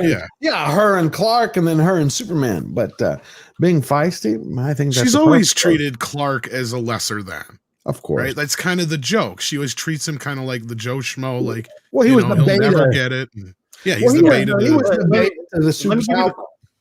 Let me give you the quote. She said that Lois Lane is feisty, marvelous, and fiercely intelligent. Oh, that's Lois Lane. Yeah. Well, the other one they're talking about is like, she said something along the lines of like, she's saving him. But I think it's more of an emotional savior than actual physical saving. You know what I mean? In that case. But that being said, it depends on, unless she's talking about one scene. Well, right? She picks up a kryptonite and then crushes it in her bare hands. Like I was just going to say, you had Miss Tessmacher save Superman in the first movie, right? Right. When he was drowning. When he was drowning because of the kryptonite. It's like, you can have something like that. That doesn't mean she saved him in the sense that she is always going to be there to save his ass like Indiana Jones was by Fleabag in the last movie. Gotcha.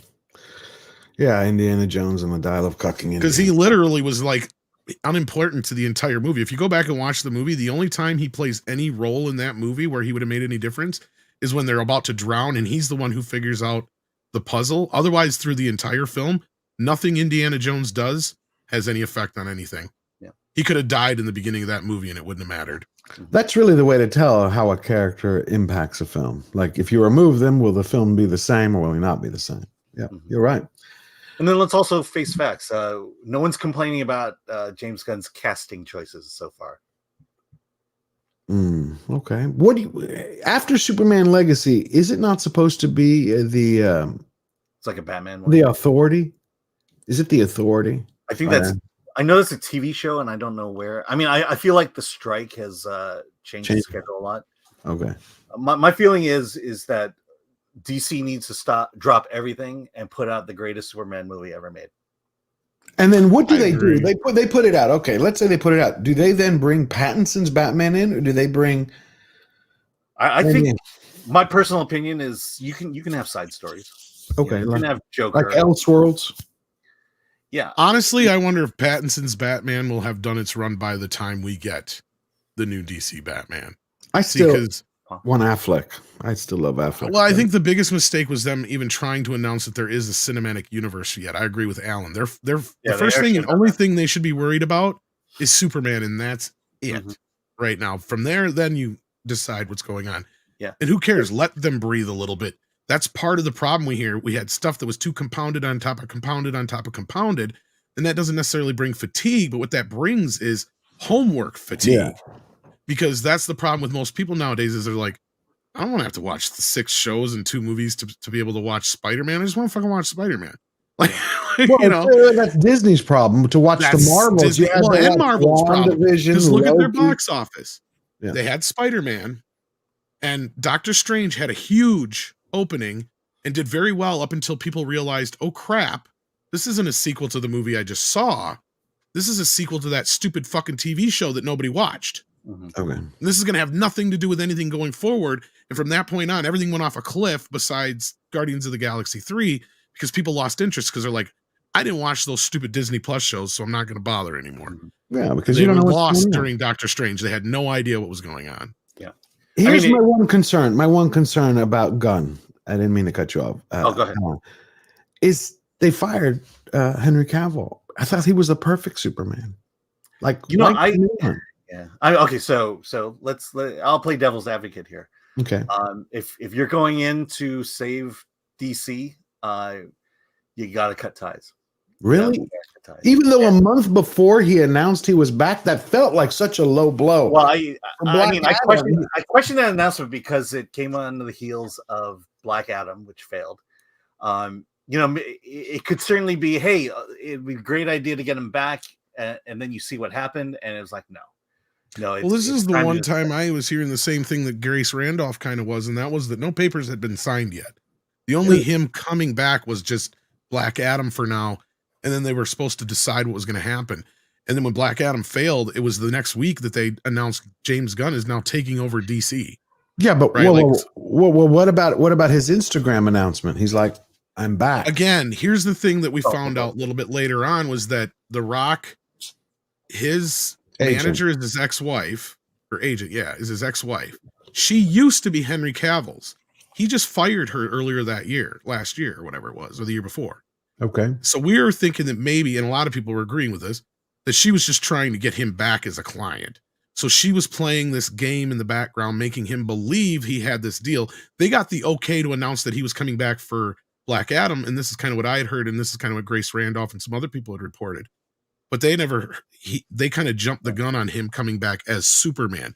Because part of the problem, this is one thing I had reported on, was that Zaslav would like to bring some of these people back, and this is where Mike DeLuca and Pam Abdi were kind of headed before James Gunn had finally decided to take over. But at that point, and this is what makes no sense to me about hanging on to a few of the actors and not all of them, or just not getting rid of all of them and starting from scratch, is that's kind of what they're doing, but they're kind of half-assed not. And it's this thing with James Gunn, he's keeping his crap around. And it's like, dude, that is so still attached to that other stuff that I think you should just cut ties with it at all. I don't think anybody's going to care if you cast your wife as somebody different. Nobody really even knows that that's your wife to begin with. Like, because nobody watched Suicide Squad and nobody really watched Peacemaker. Some people did, but not to the level of these movies, right? So you have a situation here where they should just reboot from scratch, start from the ground up. Henry Cavill, here's the problem with the cast, guys. Henry Cavill, Ben Affleck, Gal Gadot, money. They cost a lot of money. And what Zaslav wants right now is movies that are going to make money. So I guarantee you there's a stipulation involved here where these movies can't go above that like $100 million mark budget-wise. Yeah. But so once you start bringing... Superman Legacy basically has a base superhero budget to it. And so basically once you start bringing in... Under 100 million. Okay. Yeah. But you're don't going to have a hard time keeping that at budget that But low. the thing is, if Superman Legacy is the greatest Superman movie ever made, it will make enough money to be able to enlarge the budget. Exactly. Okay, well, Chris is here, and Chris is asking who we're going to casting ideas for Mr. Mitzelplick in Superman Legacy. It's Hugh Grant. Frank Gore. I think Frank. Frank Gore, yes. There you go, Frank. What happened to the You Detroit guys bring Lions? back Howie Mandel. Howie Mandel. That would be. He played in Lois and Clark, I think it was. They're tied? Yeah. Okay. 3 It's more written chats. in. All right. Olaf Van Ness, George the Giant Slayer, as it was an idea as damage control. Before the investor call, as Chinoy called a ruckus with her Ray movie and all the backlash it caused. Thank you, Olaf, my friend. Next. Bruce Leroy Jenkins, glad to see Ning the Merciless doing the rounds on the other channels. Great job on the defaults. Isn't that amazing? I'm going to share that with everybody. We're going to put the link in that in the description. No. It's amazing. Everyone, you should read the D-Files on Film Threat. Alan Ning has done an amazing job. And then click some of the advertisements in the... Click them. Support Film Threat. And buy some t-shirts. Buy some of our merch. Hell yeah. Bayonella for $4.99. Hey, Tom, there can be only one. Any news on the Highlander front? Well, isn't Cavill doing that? Actually, yes, we had an update this last week. Good. Not only is the movie looking good and moving ahead, I just forgot his name. The guy who is directing it and worked on John Wick is now overseeing that. That's it. What was his name? Chad Stahelski. Stahelski. He's overseeing both Highlander and the John Wick franchise going forward now for Lionsgate, which I think it's a good move for Lionsgate because they're a company that needs people to kind of guide some of their IPs because they don't have a lot, but they do have some that are, decent. And Highlander is one that has some potential, I think. And you got Henry Cavill involved, and there you go. That's another reason why, they kind of got to move on from some of these guys. Like a lot of these actors aren't going to wait for DC to need them. They're going to go sign up for other things. Henry Cavill has been signed up with Highlander now for almost 2 years. Warhammer. He's got Warhammer coming up. He just has Argyle that he just that's going to be coming out here. What, like 2 weeks? Alan, I think it is. Have you seen it yet? I'm sure you know what I'm talking about. Yeah, that's Argyle is coming up soon. So, I mean, he's got other things he's working on. He's kind of past it by now, I think, as well. But no, I think Highlander has a shot, especially with the talent that's behind it. And Lionsgate's not a company that's as known for being woke. No. I love the original Highlander. I watched the Highlander TV series. That's how much I loved Highlander. The one with Adrian Paul. I thought it was great. But I also heard that they're going to be bringing back a television series for Highlander after the movie. I haven't heard anything about a series, but... Yeah, I heard they were bringing back... Because Adrian Paul, the guy who did the series, he does now these sword classes, demonstrations around the world. And he was talking about it. So we've gone through the super chats. I wanted to introduce the audience for a lot of people who don't know. Oh, Wolfram Hart became a YouTube member. Thank you from the Wolfram and Hart. God, I remember Angel. That was a great series from Whedon. But I wanted to now take the Disney discussion into Nelson Peltz. To do that, I want everyone to hear just some of the things he had to say first in his CNBC interview.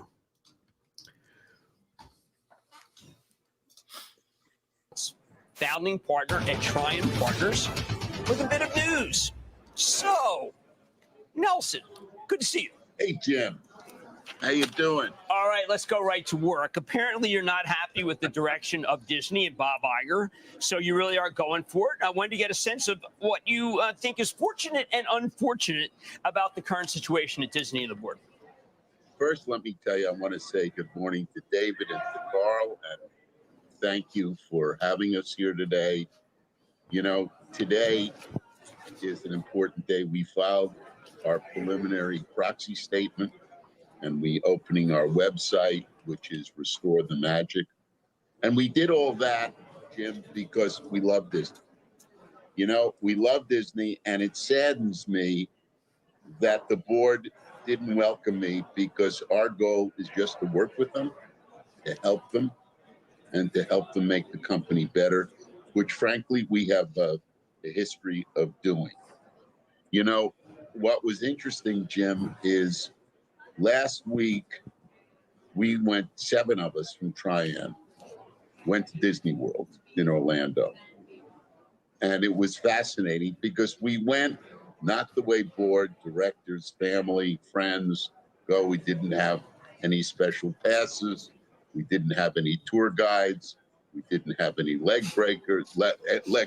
Pardon me. Okay, so we have Nelson Peltz, basically from Trian, and he is now in a fight with Disney because he wanted to be able to fix the company and get board seats. Where do you think he's going to be able to take it? Do you think he's going to win this? Either of you?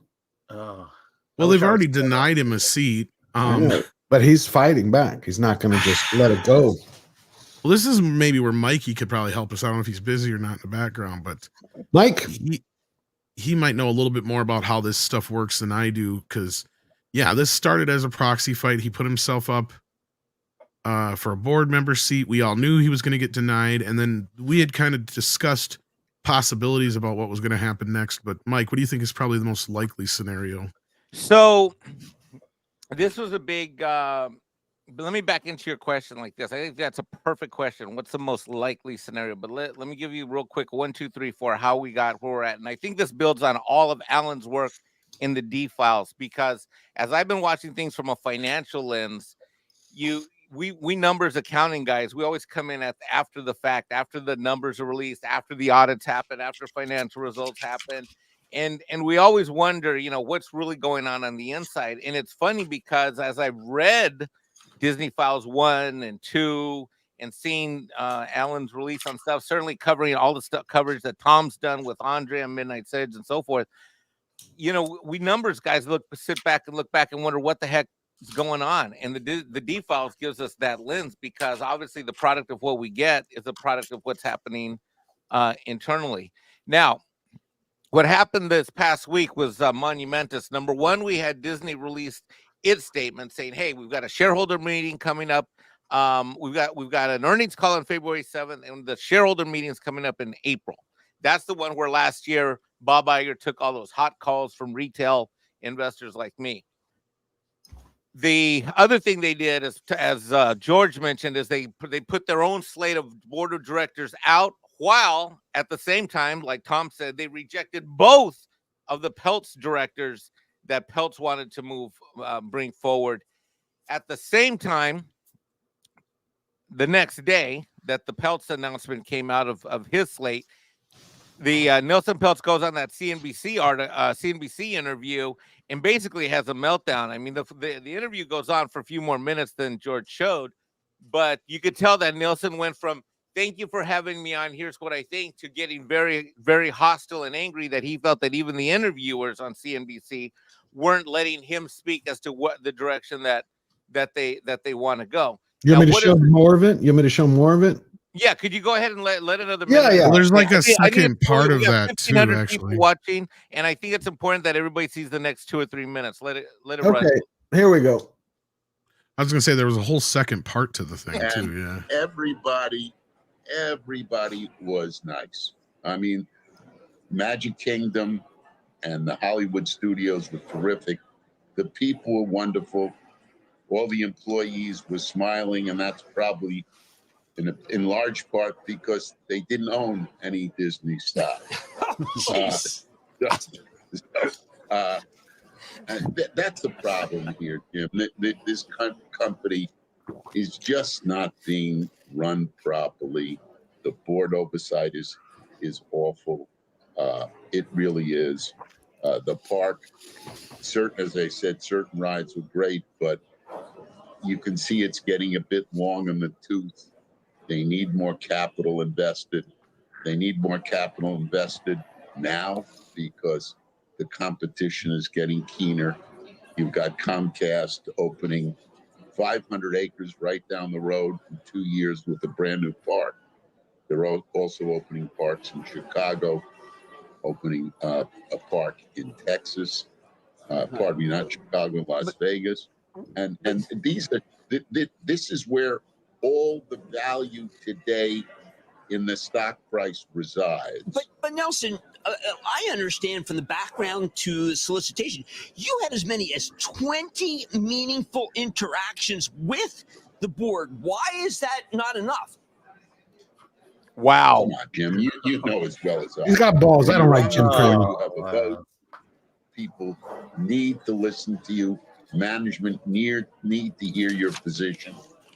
They offered me to come on board last year as a visitor, a guest visitor on occasion. That's not going to do it. We've been around this stuff forever. I think we've been on more boards than any company in the world. I think that says it right there. I mean, they were trying to throw him some crumbs and like, does that make you happy? But to prepare for this for our show today, I went and looked at some of the board members. And I was looking at some of the officers, and I want everyone in the audience to see why your movies today and the television shows, why they just flat out suck. That there's no other word you can use. They're trash. So here's one of the people, right? A lot of these people, not all of them, some of them just come from inside Disney over a period of years. But you have, again, we have right here. Well, George, there we go. George accidentally clicked himself out of the show, ladies and gentlemen. While he's doing that and coming back onto his own show, oh, here he is. Yeah. So I was like getting everything set up for the big thing, and of course, it happens to me for the first time. It's gonna happen, everybody. No big deal. So what we had is one of the Disney board members is Tanisha Agramonte. Okay. Tanisha Agramonte is a senior VP and the chief diversity officer. Oh. But where does she come from? And I found many more corporate officers this way. Let's take a look. She comes from, God, I got to get like a button to do all this really quickly. So it's instant, so the chat doesn't have to wait. There we go. She came from the Department of Commerce under Obama. What I've discovered is in looking into Disney is that you have a lot of these people were coming from the government. So you got a lot of radicals who then infiltrated Hollywood studios and especially Disney. And now they're taking all of their activism and they're either greenlighting or in charge of, or they're working with people who keep promoting films that are trash. Now, on Valiant Renegade a few weeks ago, I was saying the biggest problem that Disney has, because a lot of people think, okay, well, Disney Studios, it's one of the smallest segments of the entire empire. You have the parks, ESPN, the different networks. But here's the problem. They control the mouth. Disney Studios is the mouth, the heart, and the spirit, because that's what interacts, I think y'all will agree with me, with the public. People know it. The films, Disney Plus, the content, the movies, the books, the merchandise. When you poison that environment, it's corporate culture. And that's the first thing that interacts. I think it infects the entire organization. You have park attendance down, and now they're going to be jacking up the rates. I just don't think it can work. Well, one of the things I wanted to share is get back to the question that Tom asked about what's likely to happen, is that if we look at the Restore the Magic website, which is Trian's website, of the direction that it wants to take in terms of its proposal, it flat out says on page 1, Trian believes Disney is the world's greatest entertainment company, but it hasn't performed for shareholders. Interestingly enough, on the third slide of this, going down here, put very simply, Trian intends to work with the board to help drive Disney's outperformance with tangible targets, goals, and true accountability. And I found this really interesting as I was listening to Alan's presentation earlier, and then what Tom was talking about how they treated Lasseter and how all that went down. But right here, studio creativity, to have a board-led review of creative processes and structure to restore leadership, accountability, and reclaim the #1 box office position with leading economics. Alan and Tom, what say you to see that initiative from Trian? What do you see when you see that? I see it as a step in the right direction. I hate it's one of these things where I hate the fact that they have to go that direction, but they're going to have to. My feeling though is if they make tangible decisions to go in that direction, there will be a civil war inside Disney. It is so infected down at the rank and file and the creative levels that you're essentially a cleaning house.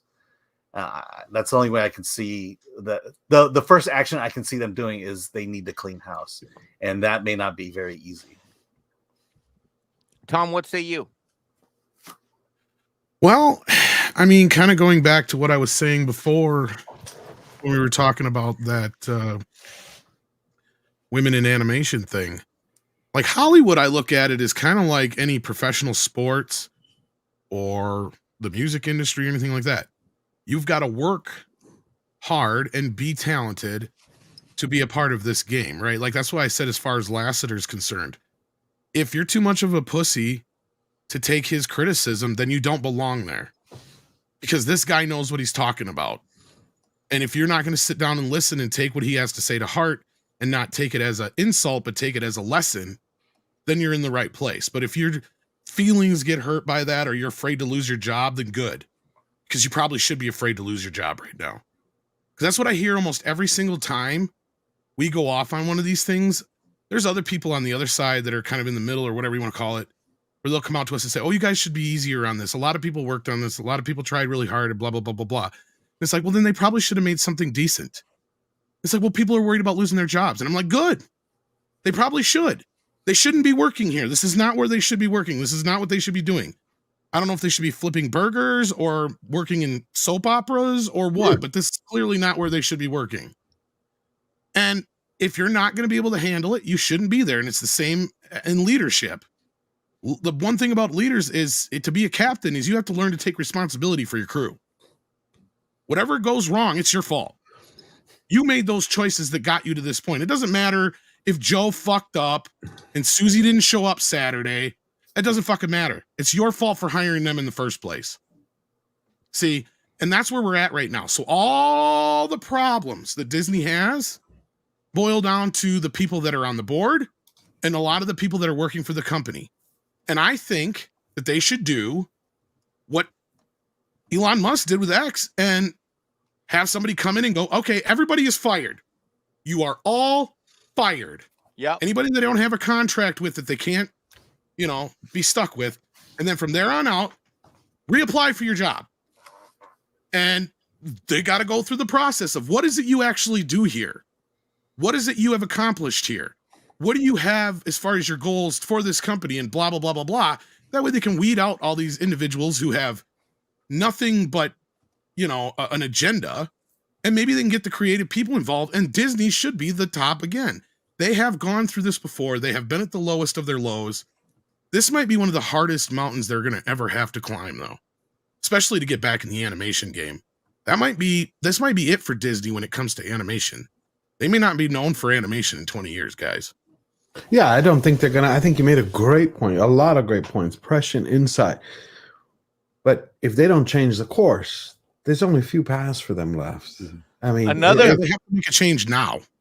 Right. That's why I think Peltz. I think Peltz should continue what he's doing, but I also think that he should lead the shareholders into a class action suit. I do. The 8%, obviously, he's not going to get the institutionals who make up. I think it's the insurance companies make up 29.8%, and the hedge funds and investments make up 30 point something. But I'm talking about the average Joe's 8.8. He needs to get all them together and to say, hey, what are you doing for our dollars? Because look at it. We had Bob Iger last month. Remember when he was talking to that New York Times reporter? Y'all remember that? When he was saying, well, we understand we need to focus less on the message and more on entertainment. Except in their 10K report, he's telling shareholders and future shareholders, no, Disney will continue its social justice message for the environment and for minority groups, even though that it may cost us some dollars. So they're speaking on both sides of their mouth. Are you honestly saying that Bob Iger was saying things just to appease the audience he was speaking to? Yes. And was not actually intending to follow through with those things? Nah.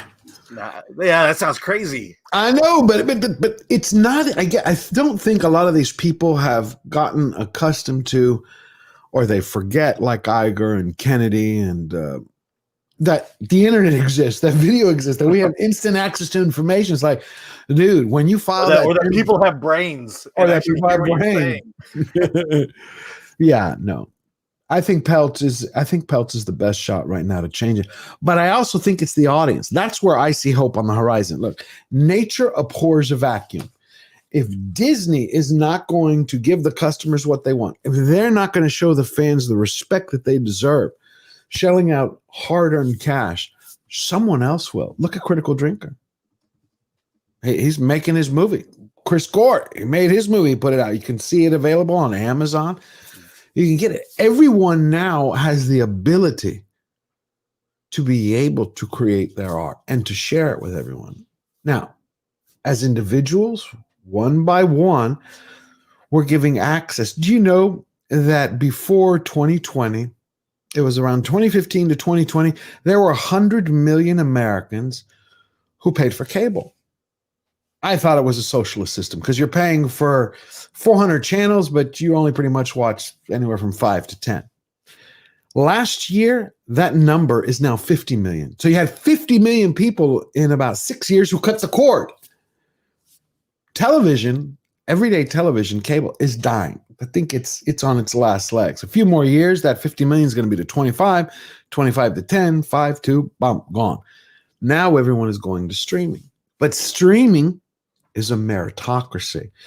You sign on with Netflix. You don't give me the good shows I want, I cancel you. It's not like I have to pay Netflix whether I like it or not because I got a cable bill. And the only one who's making money is Netflix. Disney isn't.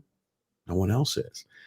So they have to change whether they like it or not. Are they going to go the way of the dinosaur?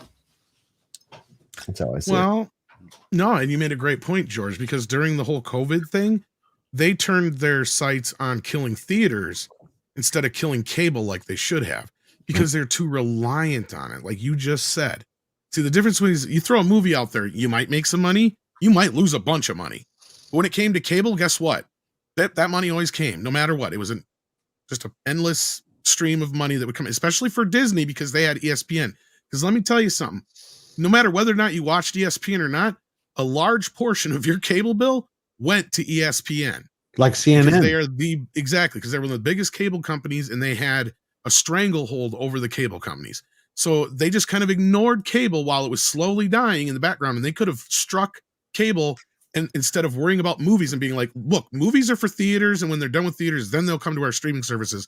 We need to start making the TV shows for our streaming services. That's where they really screwed up. I agree. Because they should have just worried about that part of it. And then they would have had, and the problem otherwise was because they also had networks, a lot of these guys. So they didn't want to kill their own golden goose. But now look where they're at. ABC ain't worth nothing. CBS ain't worth nothing. ESPN just had to make a deal. The biggest cable company in the world just had to make a deal with the NFL. This whole thing is like, you guys just didn't even see it coming, did you? Because I said it a couple years ago. I said, you guys are acting like you don't need the theaters. No. The theaters are going to be like, all right, that's cool. That's cool. Because basically what they did was instead of turning on, the cable companies like they should, because they were a steady stream of money, they decided they're going to piss off the one place they had where they knew they could have stayed with and made the things that were on their streaming services worth more. And now what are we hearing from all these people when it comes to TV? They're saying TV's dead. Cable's dead. Prestige television is dead. The last good show was years ago. We're done with them now. TV is dead. Well, that's because streaming has killed it. You don't have the collective consciousness of the world now when it comes to a TV show. What was the last TV show that really got everybody's attention?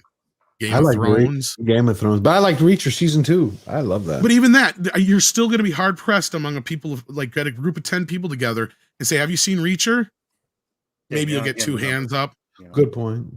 What was the last back 10, 15 years ago? Exactly. Like I said, 10, 15 years ago, you asked, have you seen The Sopranos? Everybody would raise their hand. Yeah. Right. And who's here seen Seinfeld? Seinfeld, any of those shows. And you had collective moments where they were water cooler moments. You don't have that anymore. The closest we'll have like a Cobra Kai spring up once in a while, or what was those Squid Games once in a great while on Netflix. But those are really kind of spread out and they don't last, right? And they're not to the impact they used to have when you had, Dallas Dynasty, hundreds of millions of people watching one show at one time or one event at one time. And this is why the award shows are the first to die. You all know that, right? Because that's the collective water cooler thing. Nobody has cable, so nobody can watch them anymore. So who cares? Right. Not just people stroking their own egos anymore. The only thing anybody cares about cable and network television for anymore is sports. And even that is fleeting at this point. But that's why they have to change. They have no choice. So this battle that Disney is fighting, right? It's a losing one. They were in a competition. If you think about it this way, they were in a competition, in a race. How many people can we convert to this woke ideology to support us, to give us money before we run out of money? And they lost. Because when you go to the online mobs, whether it's Twitter or Instagram or Facebook, they may scream and shout and say, yeah, we want a Rey movie. Yeah, the Force is female. We don't give a shit about story. We want She-Hulk. We want Echo and Ahsoka. But they don't spend a nickel. They're just virtue signaling. Because if they actually spent money, guess what? Disney wouldn't give a damn what any of us thought. They wouldn't be calling us bigots or phobes or racist or any other kind of words, because they'd be like, what do we care? We're raking in our money. We got our views. We're hunky-dory. Well, they took us for granted. Yeah. I mean, look, there was a time where I was a massive Disney fan. Me too. And I drank the Kool-Aid and I bought and watched everything they did. And that's what they were counting on going in, was that these diehard fans like me would just sign up and never go away. And you know, I always knew that when Disney Plus came out and that they were going to start doing their own content, I knew this was a big problem because there was no accountability at that point. Because you can always judge a movie's quality by the box office, or by the Nielsen ratings. But with streaming, it's just subscribers, and these subscribers are at least in their mind, locked in, so they could put out whatever quality crap they wanted, which they did. And they just assumed that, you know, we were just going to go ahead and keep paying the $15 each month to keep it going. And that's where I think that's where streaming has killed quality. Because they're going for quantity. Because they're going for quantity. Don't you think maybe if they returned like fewer shows? I was looking at a report by John Nolte, and he was saying that 2023 saw the first year in the last 8 that saw a reduction of almost 434 shows that were produced. Like he goes from 2022, you had like somewhere around 2,500 to 2,700 shows. And he goes 2023 saw 400 less. And he thinks that 2024 will see another 400 to 500 less because there's no support for them. Because people want to return to quality. They're just not watching it. It's like, okay, because you have YouTube channels. You have yours and Chris's. And I'll quote something Chris says all the time. Yeah. And it's brilliant because he's true. It's like they make shit you don't need, right? And then the sooner they realize that, the better, because they're treating it like it's a drug, right? Like they think that people just used to watch all the networks because that's all you had. No, people have other shit to do. They don't have to watch TV. It's not a drug. It's a placebo, guys. Guess what? You can stop watching something tomorrow and it ain't going to affect your life. Yeah, they took that attitude. They took that attitude of if we build it, they will come. Right. Exactly. Well, they didn't come. Well, we have Valiant Renegade has joined us. Valiant. Are you doing okay, Valiant? my friend? Hey, how are you? Yeah. And as my physical media brother will always tell you, guess what? Movies don't have an expiration date, kids. No. Nope. Lies They last do. forever. You don't Lies need new have shit. an expiration date, but movies do not. You're correct. Valiant, we were just talking about Nelson Peltz a little while ago, and we were going into Disney, and we were watching his CNBC interview. Yeah, I'll be talking about that just a little bit on the live show. Been on the road today again for 4 to 5 hours. I just got home just a minute ago before I came in here, so I just wanted to come say hi. Wish I could have made it sooner, but we wound up getting on the road later this morning than I'd hoped. But anyway, just it's a lot of driving in the car. 10 hours almost between yesterday and today, just out of the house on the road. Just man, it's grueling. So. Anyway, the whole issue with Peltz, we'll be covering that. The CNBC interview was fun. I did a video on that one earlier this week. The proxy statement that they did, there's a lot more stuff to come. This is just this is the opening salvo.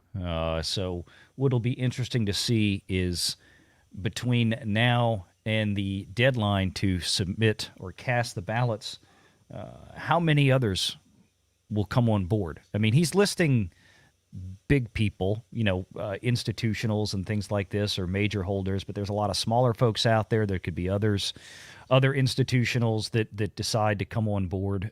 So there's still a lot of time between now and then where things could change. Of course, Disney doesn't want that to happen, and they're gonna be burning up the phones between now and the annual stockholder meeting, trying to make sure that to try to keep as many of the voters aligned behind the Bob Iger cabal as possible. I mean, hey, if you want everything to stay the same, just vote for whatever Bob Iger tells you to. If you want more of the Disney that you've been getting the last couple of years, keep voting for it. If you want it to change, if you want it to actually have a chance to improve, vote Nelson Peltz's proxy ballot. Do you think, Valiant, that it would be wise if Nelson got a shareholder lawsuit together to help him with his proxy fight? I can't give you a legal opinion on that one, but I would say that if he engaged if he actually was spearheading a shareholder lawsuit, he wouldn't want to do it. I don't know if he'd want to do it right now. Okay. Now, if the proxy battle doesn't go his way, which it certainly may not, then after that point, there could be, he could go down. I mean, there's always shareholder lawsuits against companies all the time. I mean, they're not uncommon. I know we talk about the ones for Disney far more frequently, but that's because that's the nature of the channel. That's a lot of the news and entertainment type things that we cover. But there's always things like that out there. But I don't know if he's going to muddy the waters right now, because then if he does that, then I think that would give Iger and folks more ammunition to really rally the troops behind Disney. Because, look, you see, Nelson just wants to sue us. He's going to create all these extra expenses. He's talking about cutting costs. And now Nelson Peltz is going to hand us a $100 million court battle, against a lawsuit. I don't think Peltz wants to do that. I don't know if Peltz has done that before, because usually he's been able to work hand in hand with the companies that he takes an activist position in. Disney has shown that they're willing to bring in board members from other investment firms that have activist positions in the company. They just simply refuse Nelson Peltz. It's him specifically. It's his fight specifically that they don't want anywhere near it. And it's, as I've said before, it's mainly because Bob Iger wants lapdogs. He does not want people coming in there telling him that what he's been doing is wrong. And that there's better ways to do this. Sure, you can go in and give him some ideas, but at the end of the day, he wants those ideas to work within the construct that Iger has built. He doesn't want somebody coming in there and just completely overturning things and saying, no, you know what, guys, love him or hate him, but Bob Chapek was trying to do some really good things here, and you stuck a knife in his back before he really had a chance to get things going. No, you can't let the quote-unquote creatives at Disney do whatever they want, whenever they want, with as much money as they want. I think we've all seen the results in black and white. It doesn't freaking work. And when you have so many different aspects of the Walt Disney Company that are not working correctly right now, and it's not just the movies, it's not just streaming, it's, ESPN has been having a lot of trouble. You've got linear broadcast in general having a lot of trouble. You've got the parks that are, even Peltz says it in his report, there's some concern that, you've got Universal Studios right down the street fixing to, open up a new 500-acre park, Epic Universe. And what's Disney's answer for it? Nothing. It's just, we're going to spend $60 billion in CapEx over the next 10 years. Oh, but by the way, the vast majority of that is going to be overseas. We're going to be building more hotels and timeshares in other parts of the world. They can't do a whole lot in California because they're landlocked. There's not really anywhere to expand. They got plenty of expansion capacity in Florida. Don't seem to want to use it right now. I wonder why. No, you got a great breakdown. And I see what you're saying about Nelson. So I'll ask you this. Do you think he has any chance of winning? Or is it just more he's going to win the publicity battle to apply pressure from the audience, from the customers? No, he has a chance. The question is, how good of a chance does he have? That I really can't answer because, again, I think we're still too early in the game. Okay. But as it is right now, I mean, he's got a good start, especially now with Perlmutter shares thrown in. And then I think he's going to be going after more. Remember, this was a preliminary proxy statement that they filed with the SEC. Mm-hmm. So we have a lot of time between now and usually early April. Of course, we'll have an earnings call here in a few weeks. February 7th, we'll be covering that live on my channel as usual. I'm sure there's going to be some questions or something addressed on that call with this. I'm sure Bob Iger is going to have some lovely Disney spin for that. But the real I think the real motion on that is going to be after that earnings call. But bear in mind that between now and then, just like they have in the past, they are going to try to present, no matter how shaky things really are, they are going to try to paint the rosiest picture imaginable during that earnings call. And more importantly, I would expect that you're going to hear Bob Iger make some, at least in his mind, some significant announcements during that earnings call, again, to try to stave off people that would otherwise say, you know what, maybe it's time to give somebody else a chance because, look, Bob just said this and they're announcing this and Disney's going to do this. Maybe things aren't so bad. Let's keep letting him try. Let's vote for their ballot instead of Nelson's. I mean, that's going to be the goal on February 7th, is going to be to satiate the concerns of maybe some of the investors that are on the fence as far as how to vote. This is a different game than it was last year. I don't think Bob Iger is going to be able to convince Peltz to quietly walk away and give up the fight before the annual meeting this time. I mean, that's been made clear. So this is it. We'll see. I mean, he's made people a lot of money, but also it's gotten to the point where it's like, how many of those people that he's made money now have lost most of that money? So, you think for their own survival that Iger and the rest of the board would be like, we have to change our tactic. Like they're not going to win the way that they're going. They're just not. I mean, is it delusion?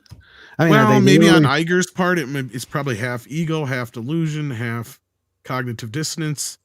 Because, I mean, at some point, as a leader, like I was saying before, you have to be smart enough to know when it's time to turn over power to somebody who may be a bit more in touch with the business.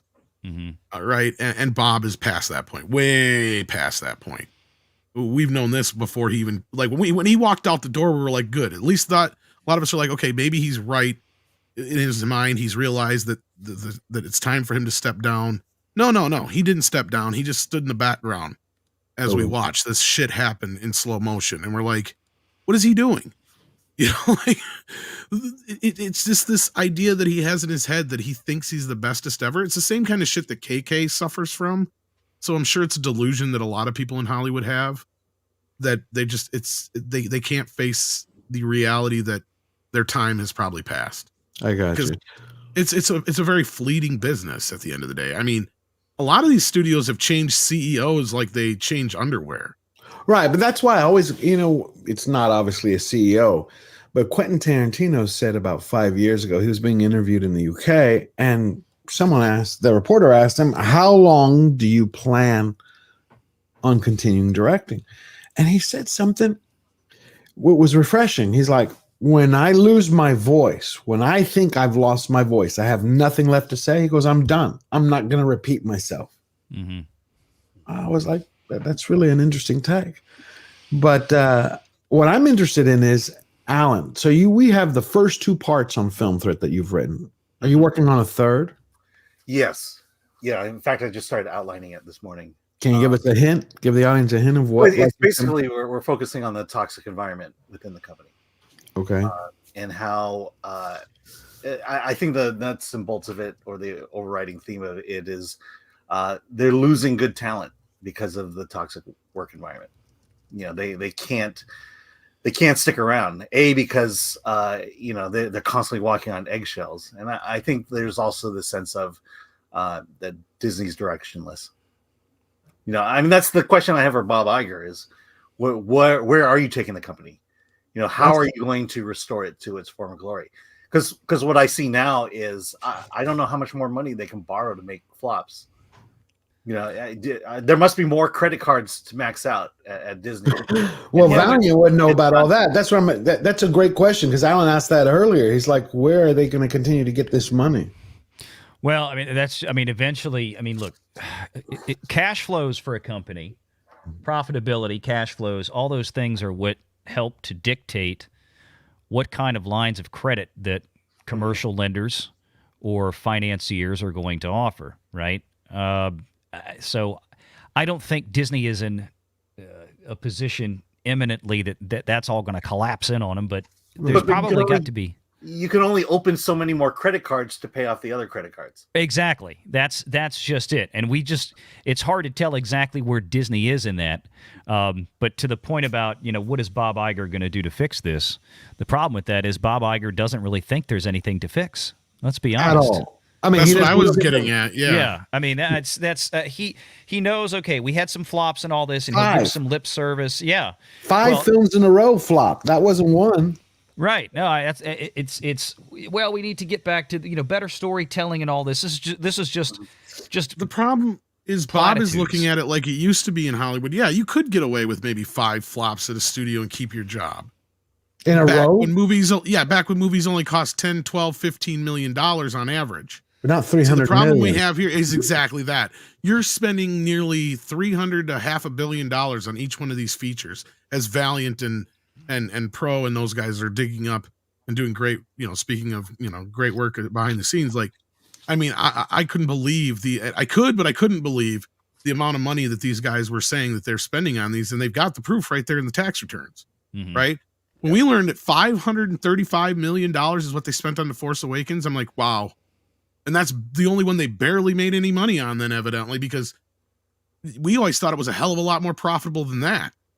Yeah. So anybody who's trying to claim that they've made a profit on Star Wars, I got a bridge to sell you, buddy. No, I did a whole video on it a few months ago. It's in Reedy Creek District, no less. Yeah. No, we pulled all the financial returns from the UK and all 5 films and put them together, and it's like, nope, there's really no way that they made money on these in the theaters. I mean, it was, and if they did, it was razor thin margin, and yeah, they probably made some on the back end because when it started, you didn't have Disney Plus and all this stuff, so they were still selling more physical media, more PVOD. They were licensing the films out to third parties, and all that just very much Rise of went away. Palpatine, I'd question if they didn't lose money on. Oh, they lost money on Rise of Palpatine. I can guarantee it. $515 million they spent to finish filming it. Well, they're still shooting it in the desert with a green screen right now. Exactly. That's why I don't think the Rey film is coming. The next one, the new Jedi Order. I still think they're going to proceed with it. I just don't know what it's going to look like. I don't think they're going to let it get $300 million. I think they're going to really try to rein it in. It may go to theaters. It may not. I think it'll be an animated series on Disney. Well, when did Sean Levy's name start getting thrown about with Rey involved? Because was that more recently, or is that something that's been popping up for a while? Because I think that's someone's meme. And well, no, I think that was Sean actually talking about that himself, if I remember right. Yeah, in an interview. Because I was wondering if that might have been what the reason why Charmaine was out there talking shit because she was afraid she's about to lose her job. I think Chris might be right on that. Unless this is a completely different project, because that's what everybody's kind of saying. Is this another project with Rey involved, or is this the same Rey project? Because if that's the Rey project, that's where she could. I could see why she would do that. Is because that would make Disney look really bad if they were about to fire her for a guy. Well, maybe we'll talk about it more. But guys, I apologize. I wish I could stick around longer, but I do need to run. No, I appreciate it. Few minutes here to get ready. And we'll be redirecting this entire channel to the Valiant Renegade show, which starts in about 35 minutes from now. Yep. We'll be talking about the Disney files. I know Alan and Chris can't make it, but man, we'll be talking about them anyway. No, it's great to have you with us, Valiant. I really appreciate it. I mean, Alan and Tom, we were going into everything about the D-Files and seeing what's going on behind the scenes, but you were missed, so thank you for making it. I really appreciate it, especially with everything that's going on. Oh, yeah. Appreciate you guys. Thank you all so much. God bless. Have a great show. We'll see y'all in about 40 minutes. Great to see you. Take care. Bye-bye. So let's see. I think Bob Iger has not gone full woke yet. He has not been 100% woke. He has not purged enough of the old audience out. And once he does, everything will turn around and be unicorns and rainbows. It's hard to imagine the level of self-delusion that someone has to have after one failure after another. And when he needs to go down so far down the pit that once he reaches rock bottom, it's sky's the limit. Okay, I'm going to hand it over for 5 minutes to Mike, and I will be right back. Yep. All right, we got a couple super chats. Hopefully, it's okay that I bring up a couple of them up on the screen. I want to thank Parrot Head, my good buddy, Bat Tom, and Mexican Iron Man buddy cop film win. Tom, that is an outstanding idea. Bat Tom and Mexican Iron Man do a buddy cop film. What does Bat Tom think of that, Tom? Does anybody understand anything that's coming out of this dude's mouth? I can't understand him at all. He keeps talking them Spanish words. I'm actually speaking English, Bat Tom. What? No, I speak Espanol. I want to see the road film. You guys need to go on the two of you need to go on a very long road trip. We got an Asian guy here. We got a Mexican. I don't understand anything that people are saying. All right, hail Bat Tom. Thank you for making a special guest appearance. We've got a new member. What? Muchísimas gracias, el señor Bat Tom. Muchísimas gracias. Oh, you're welcome. Oh, that you understood. Brian Noll has become a new member. Thank you so much. All right, we've got a question for the panel. And I guess George will answer when he gets back. But it's for $10 US. This panel. Have you guys seen Amazon's Has Been Hotel? It's an M-rated, mature, I guess that means, rated musical comedy set in the bad place. I like the OG YouTube pilot, but the Amazon series was obnoxious. It's also woke. Tom, help. I don't know anything about the OG pilot, but I did see the new advertisement for this Has Been Hotel show. Okay. Wow.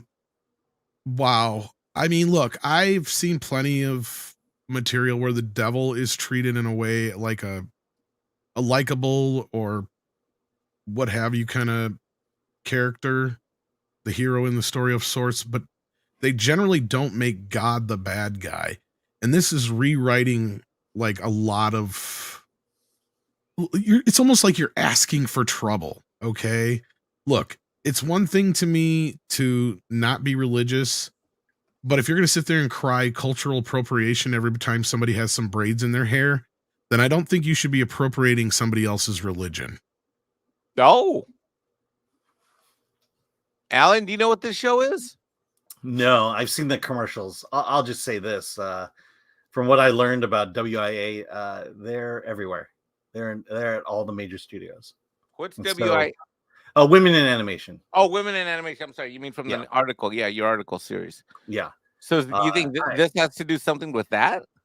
Well, in terms of the quality and the messaging, the idea that, I remember the old IP, and then, but what I see today, it's now woke. That's how many times have we heard that, and how many times will we hear that going down the road? It's just again, animation has been corrupted. Wow. Huh. Well, I don't know anything about it, so sorry about that. I can't add anything to. I mean, what's the animation we're watching now? It's all international. It's all overseas. What does that mean? Meaning, no one's watching American animation anymore. No one is, huh? There's just like no demand for it and no market. Bat Tom, are you back? Is there something you wanted to say? Yeah, I got to talk to that Gary Mendoza guy in the chat. I am not bilingual. I've never even looked at another man. Thank you very much. But you're bi? No. That was. I thought that. What happened with you and Robin? That is a rumor, and it's not true. Really? That's not what he said. It's a liar. Like just because they share the same bed doesn't mean that. Aren't you mentoring him? You know? Yeah, I'm his mentor. I'm not his lover, for freak's sake. This has been a great show, guys. I love you. Well, hold on, George. Before you wind this thing down, I was hoping you could talk a little bit about what each membership level has. I hadn't gotten to that yet, and I was going to bring up the merchandise. I wanted to tell people that there's different levels of membership. At the highest level, I know it's a lot of cash, but at $50 a month, George is going to start doing one-on-one calls with you fellow culture warriors out there. So you get an actual individual call once a month that will be scheduled. And then any of you that are, I believe it's at level 2. Level 3 gets you into the membership streams. So Do we get to talk about anything we want? Anything you want. You bring it on. Anything. I'll be there on the phone, or we'll do a stream together, which same thing. We'll do one-on-one, and you'll be able to ask me anything. And we'll have a great conversation.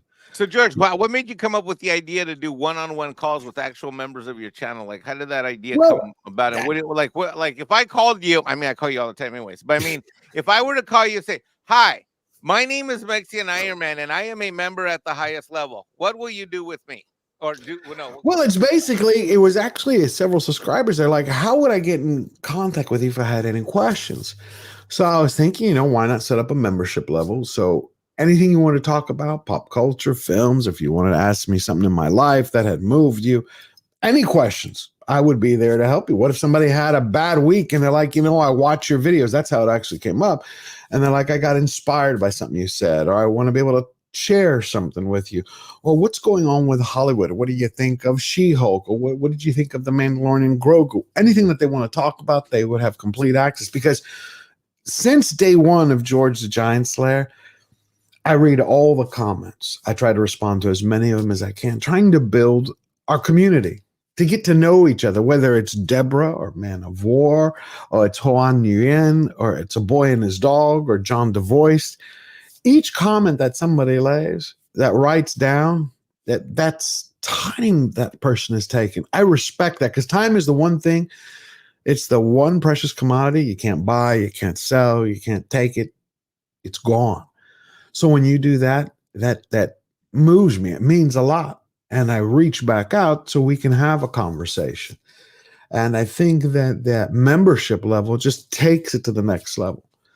But you can always start at the very first tier, because all of this supports the channel. Like, we're right now 40 memberships away from unlocking more perks, emojis from YouTube. Of course, I'm competitive, so I can't wait till we can get it done and we can get those memberships, because I like to keep moving forward. Everyone knows my motto on my channel. Never bow down, never bend the knee, but always, always forward. So before we wind down with the boys here, I just want to let everybody know we've got some attractive merchandise here. The mods have put the link in the chat. There's our George the Giant Slayer t-shirt. We got attractive shirts. We got hoodies. We got coffee mugs. And, interestingly enough, I think the coffee will just taste better somehow with a Slayer Nation mug. Oh, yeah. And I feel like my mouse will be much more accurate, and my wrist will be so much more rejuvenated with a Slayer Nation mouse pad. I think you need a color changing mug. I think that would be awesome. A color changing. That's actually a great idea. I like that idea.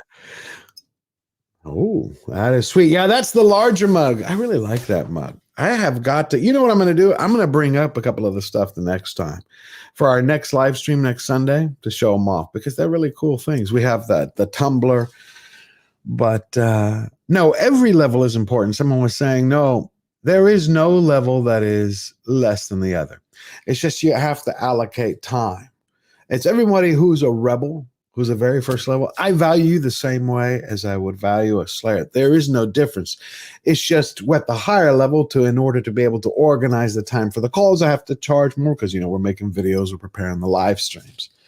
So I thank each one of you. Again, Brain Sync or Princess Fiona. Oh, we have Born Again Barian.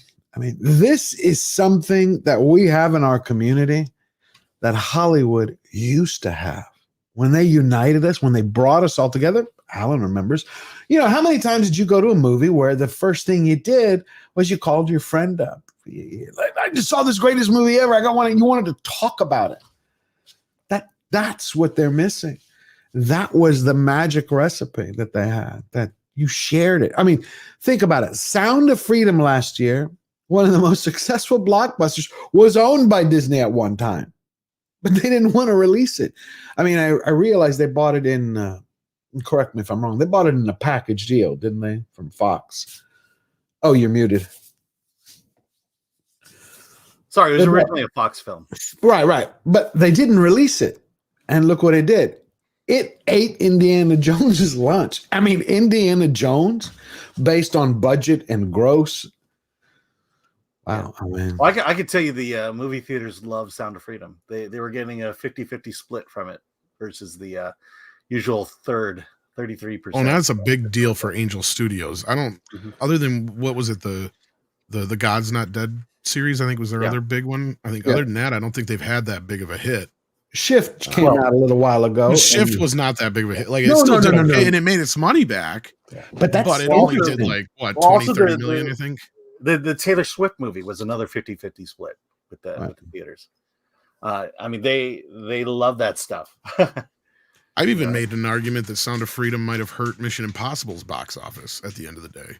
Really? I loved Mission Impossible. I think a lot of the audience that would have went to see Mission Impossible was ate up between Barbenheimer and Sound of Freedom.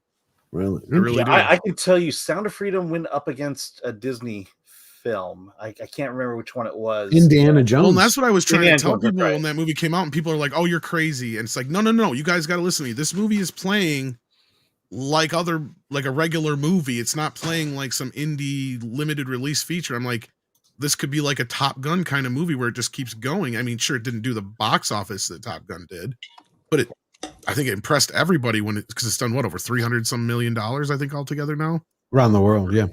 Yeah. So I mean, no, I don't think anybody would have predicted it would do that much for 15 million, and they're doing a sequel. But think about it. It's also an important. Technically, it only cost Angel Studios, I think, $8 million because Disney took a loss on it too. In fact, that I didn't know. At the end of the day, yeah, that's cool to know. They had it set in there, and it cost. I think the budget was, of course, we don't know what they actually spent on it, but they had a budget set for 15 million on it, and I think Angel Studios paid only like $8 million for the rights. That's sweet. Well, think about it. 2 films that almost cost $15 million succeeded. Godzilla -1. Sound of Freedom. I mean, is there there's a lesson in there somewhere for Hollywood? Well, this is what I never understood when things started going digital. It's like, how is the budgets for these going up astronomically when you've just cut out one of the major cost factors in your budget? And that would be film and the lighting that you need for film. Because then the light you need for digital is a lot different. You can shoot with a lot less lighting, and digital, you can shoot forever. It doesn't cost you anything compared to film. Like it's air, basically. You can just keep buying, hard drive space, basically. It's nothing in comparison. So, like, why is the budgets going up so high? I could never figure it out. Well, it's because of the unions. It's because of the actors. And because of, like, with Disney and Marvel, for instance, specifically, these guys are, like, using the special effects companies as storyboard artists without even doing any kind of preliminary stuff, as we learned. So that's why the special effects and stuff are these costs, because they keep sending them back to get redone. It's like, that's not how this crap should work. No. You should have pretty set in mind what you want ahead of time, and then it gets sent off. And when it gets there, then it's done. You shouldn't have to tweak anything at that point. No, when I was looking at the cost of film, because I had said a year and a half ago that I was going to be making that Boba Fett 15-minute movie, which Chris Gore had given me a lot of great advice on. But when I found out how, because I thought, okay, I'd like to shoot this, because we're still working on it, but I'd like to shoot this the way Lucas did, but film. The actual cost of film was $1 million a minute. And think about that. You have to do it on one side to film it with editing, and then finally to put it out on film. That was what the studios used to have to do. Yeah, I was like, film print. I can afford for all the theaters. Yeah, I was like, okay, I can afford 0.01 seconds. I was like, just click. No. But it's amazing what's been happening. And now we're going to have Godzilla -1. Cameras now. I mean, you can shoot something that looks pretty close to film. But guess what? Godzilla -1, it's supposed to be next week or the week after. It's coming to the U.S. in black and white. Yeah, I'm seeing it Thursday with Max. Yeah. It's for 1 week only. I know. I cannot wait. The way wait. their wording is that it's finishing its run in black and white. Yeah, they have to be out of theaters by February 1st. Yes. No, it starts on Thursday, the 26th. In fact, I'm going to be watching it in Anaheim, Alan. Maybe I'll give you a holler. Yeah. In fact, I will be. I think I bought tickets for one of those screens. Wait a minute. Why are they? Why are they have to be out of the theater? Because of the deal they have with Legendary. Yeah. Because the original deal is they cannot release a Godzilla Toho movie the same year they release a Legendary film. Because of the they got this movie out at the end of the last year. But they still think they have to have it out of theaters by a certain point before the other one comes out, basically. Yeah. Okay. Well, there's going to be a direct comparison. You know there is. Godzilla -1, whatever comes out next. I mean, it's the next one's not going to be able to hold. Was it Godzilla Kong? Yeah, honestly, those movies have done very, very well. I know, but when you're talking artistically, the film quality, do you think it's going to hold up? The Godzilla fans aren't as fickle about those things as some other fans. And now you're going to have some, don't get me wrong. But see, certain fans like myself, we know that there's different kinds of Godzilla, so we embrace almost all of it. Okay. Right. So, and the legendary version is kind of geared more towards kids anyway, because they learned that pretty early on with King of the Monsters. Because when they made Godzilla, then they did Kong, and they did King of the Monsters. The movies did okay. They were received okay, but the one thing they noticed was that the toys were selling like hotcakes. Well, newsflash, boys love dinosaurs and monsters. Hell yeah. What has Godzilla got? All of it. So they realized that even though King of Monsters didn't do very well at the box office, those toys stayed on the shelf way past the movie's expiration date as far as theaters and video and all that kind of stuff. They stayed on the shelf until the day they took those out and put in the Godzilla versus Kong toys. And once those hit the shelves, those were huge too. And if you notice, Godzilla vs. Kong was released in the middle of COVID on HBO Max at the same time and still made $500 million at the box office. Godzilla X Kong is going to do 600, 700, 800 easy, if not $1 billion, because kids are going to eat this shit up. They love this stuff. So you've got the old school fans like me. You've got the kids who are into it. This is one of those few brands that has followed what the audience is, right? Like it gives the customer what they want. Like exactly. They're like, we're selling these toys. We're going to make this for kids now. So that's why Godzilla X Kong is even more colorful than the last one was. Yeah, I didn't get that. It was like pink. I'm like, well, what the hell is that? That's not Godzilla that I know. But well, he gets powered up from something in the Hollow Earth. I actually know somebody who saw it and told me the whole really of the story. Yeah, tell me about that. Say he'll be flaming. Oh my god. Let's read these last couple of super chats before we start winding down. We have from Jaffo. Jaffo, how are you doing? I haven't seen you since I was on Comics Division. Great to see you again, Jaffo. He became a YouTube member. Come back for next Sunday, Jaffo. Lee Monger Bear gifted 5 George the Giant Slayer memberships. Now we're only 30 away from unlocking the rest of those perks. Thank you, Lee Monger Bear. That's really cool of you. We also have, who is that? That's Patrick Lamar, Stump Brad again. I love Stump Brad. Stump Brad's amazing. We've had some good conversations. And we got Rob Atlas. Rob, I haven't seen you in a long time. I hope you've enjoyed the show. Well, we are going to be back next Sunday. We're going to have some surprise guests for you. It'll be our 4th live stream. Eventually, I guess I'll stop counting them because we're having a lot of fun. Before you sign off, let the boys promote whatever they got going on. I am. I was just turning to them. Oh, sorry. Before we get to the guys, I'm like, we've had a great time. All of you have been tremendously amazing. And next week, we're going to have a surprise for you. So now we're going to go to Tom and Alan Ng, who I'm grateful for that they showed up here, shared their expertise, and we got to learn a little bit from them. What do you guys have coming up in the next week? And tell everybody where they can find you.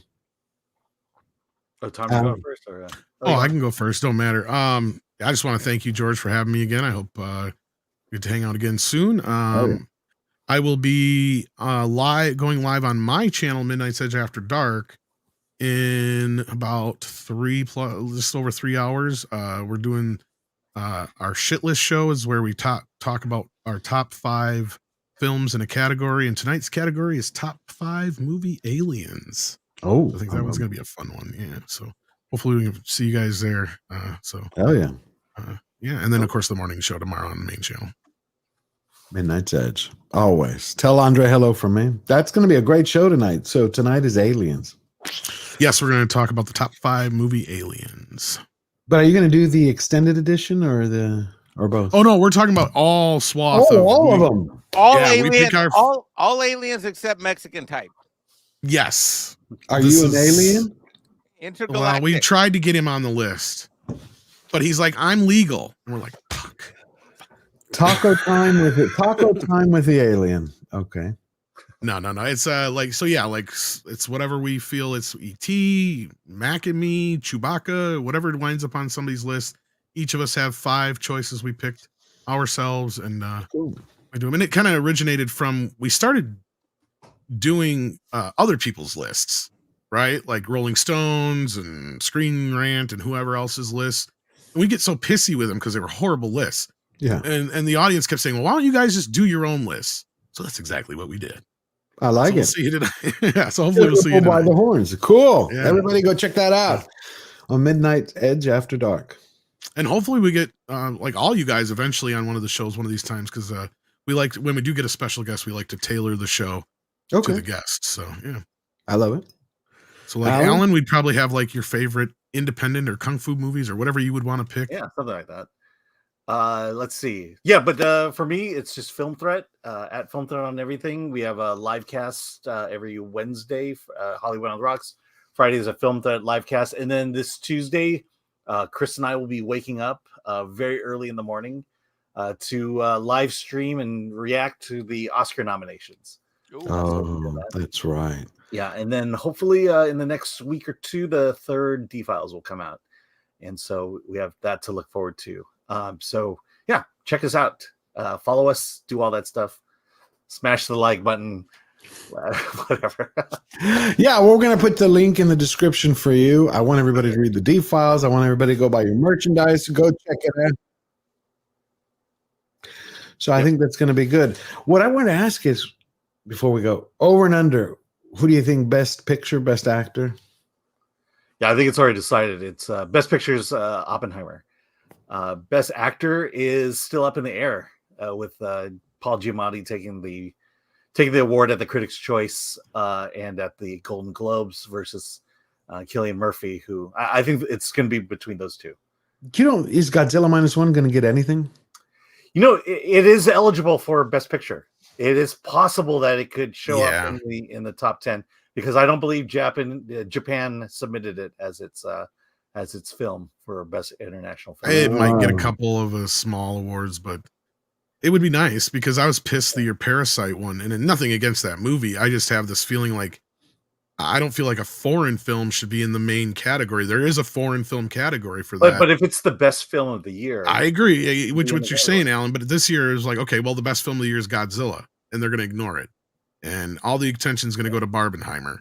Yeah. But if it could make the list, that's a big deal. It'd be nice. Even if it just gets nominated, I'd be happy, and I think it would help. But yeah, I don't get my hopes up on that crap. Yeah. No, I really would like the Oscars to return to the days where you had Chariots of Fire. Well, this year is going to be a test, right? Because one of the biggest issues with the movies, the awards over the years, that people just didn't know the movies, especially after the Weinstein era, which where he used to come in and buy up the awards for these movies that nobody would watch, and then all of a sudden, all the movies that were nominated were movies nobody gave a shit about or seen before, as opposed to back in the 80s and prior to that when they were. This year you're going to have what? Barbie, probably Oppenheimer, at least in the best picture category. Really? Yeah, Barbie will be up there. So with at least those two and maybe one or two other ones that people have heard of, you actually have some movies that are nominated. I'll be honest, my favorite movie was American Fiction, and no one's seen it. Because, I haven't seen it yet. Because Amazon has a horrible marketing campaign behind it. But I haven't seen it. I'm waiting to see it. It's in wide release now. You should be able to find it in a theater today. It'll be on Amazon probably in about a month. It is such a good movie, and it is my favorite. I'm going to go watch it. Godzilla. Yeah, Apple and Amazon and Netflix do a really shitty job with their movies. Like, I really feel like they should, if they would treat them better like actual films, put them out in theaters, there would be more incentive for them when they do go to the streaming services exclusively. Okay. Yeah, I mean, I'd like to see, I'm looking at the chat, but I would like to see Iron Claw in the mix. I would also like to see Maestro in the mix. That's what I mean. There's at least some movies this year that might be nominated that people see. So the menu is good. If people are interested, they're going to watch. If not, then that's the test of the show, basically. The biggest thing is the strike, because the strike prevented films from being promoted by the actors. And the other thing is it delayed a lot of movies because the studios need films to put out next year or this year. And so those will show up. I think it was smart for WB or for Warner Brothers to put Dune out in March instead of in when it should should happen. I can't wait. I'm looking forward to that because really, we're going to have you all both of you back so we can talk about what movies we're going to be looking forward to because we had a great time. But Dune, I'm looking forward to. Deadpool, I'm looking forward to. Man, but I'm kind of hesitant because I don't know if they gave Ryan Reynolds the full control. I saw some of the stills that were coming out. Yeah, I put very little weight in those stills because they're from a regular camera shot from a far distance. Okay, so good. Well, we've had a great time. I hope that we can have you back. And I want all those who also follow me because of the Look at Me leeches, the Megans, to know that we're going to be setting up a special live stream just for you. It's going to happen in the next 2 to 3 weeks. So do not fret. I released a video today. It's on the top 7 woke Hollywood disasters of 2023. Go check it out. I think you're going to enjoy it. You're going to see our picks. You can count them down with us. And until next Sunday, you be back here. Always remember that to win every battle and stay true to yourself, all you have to do is remember that we never bow down, we never bend the knee. Always forward.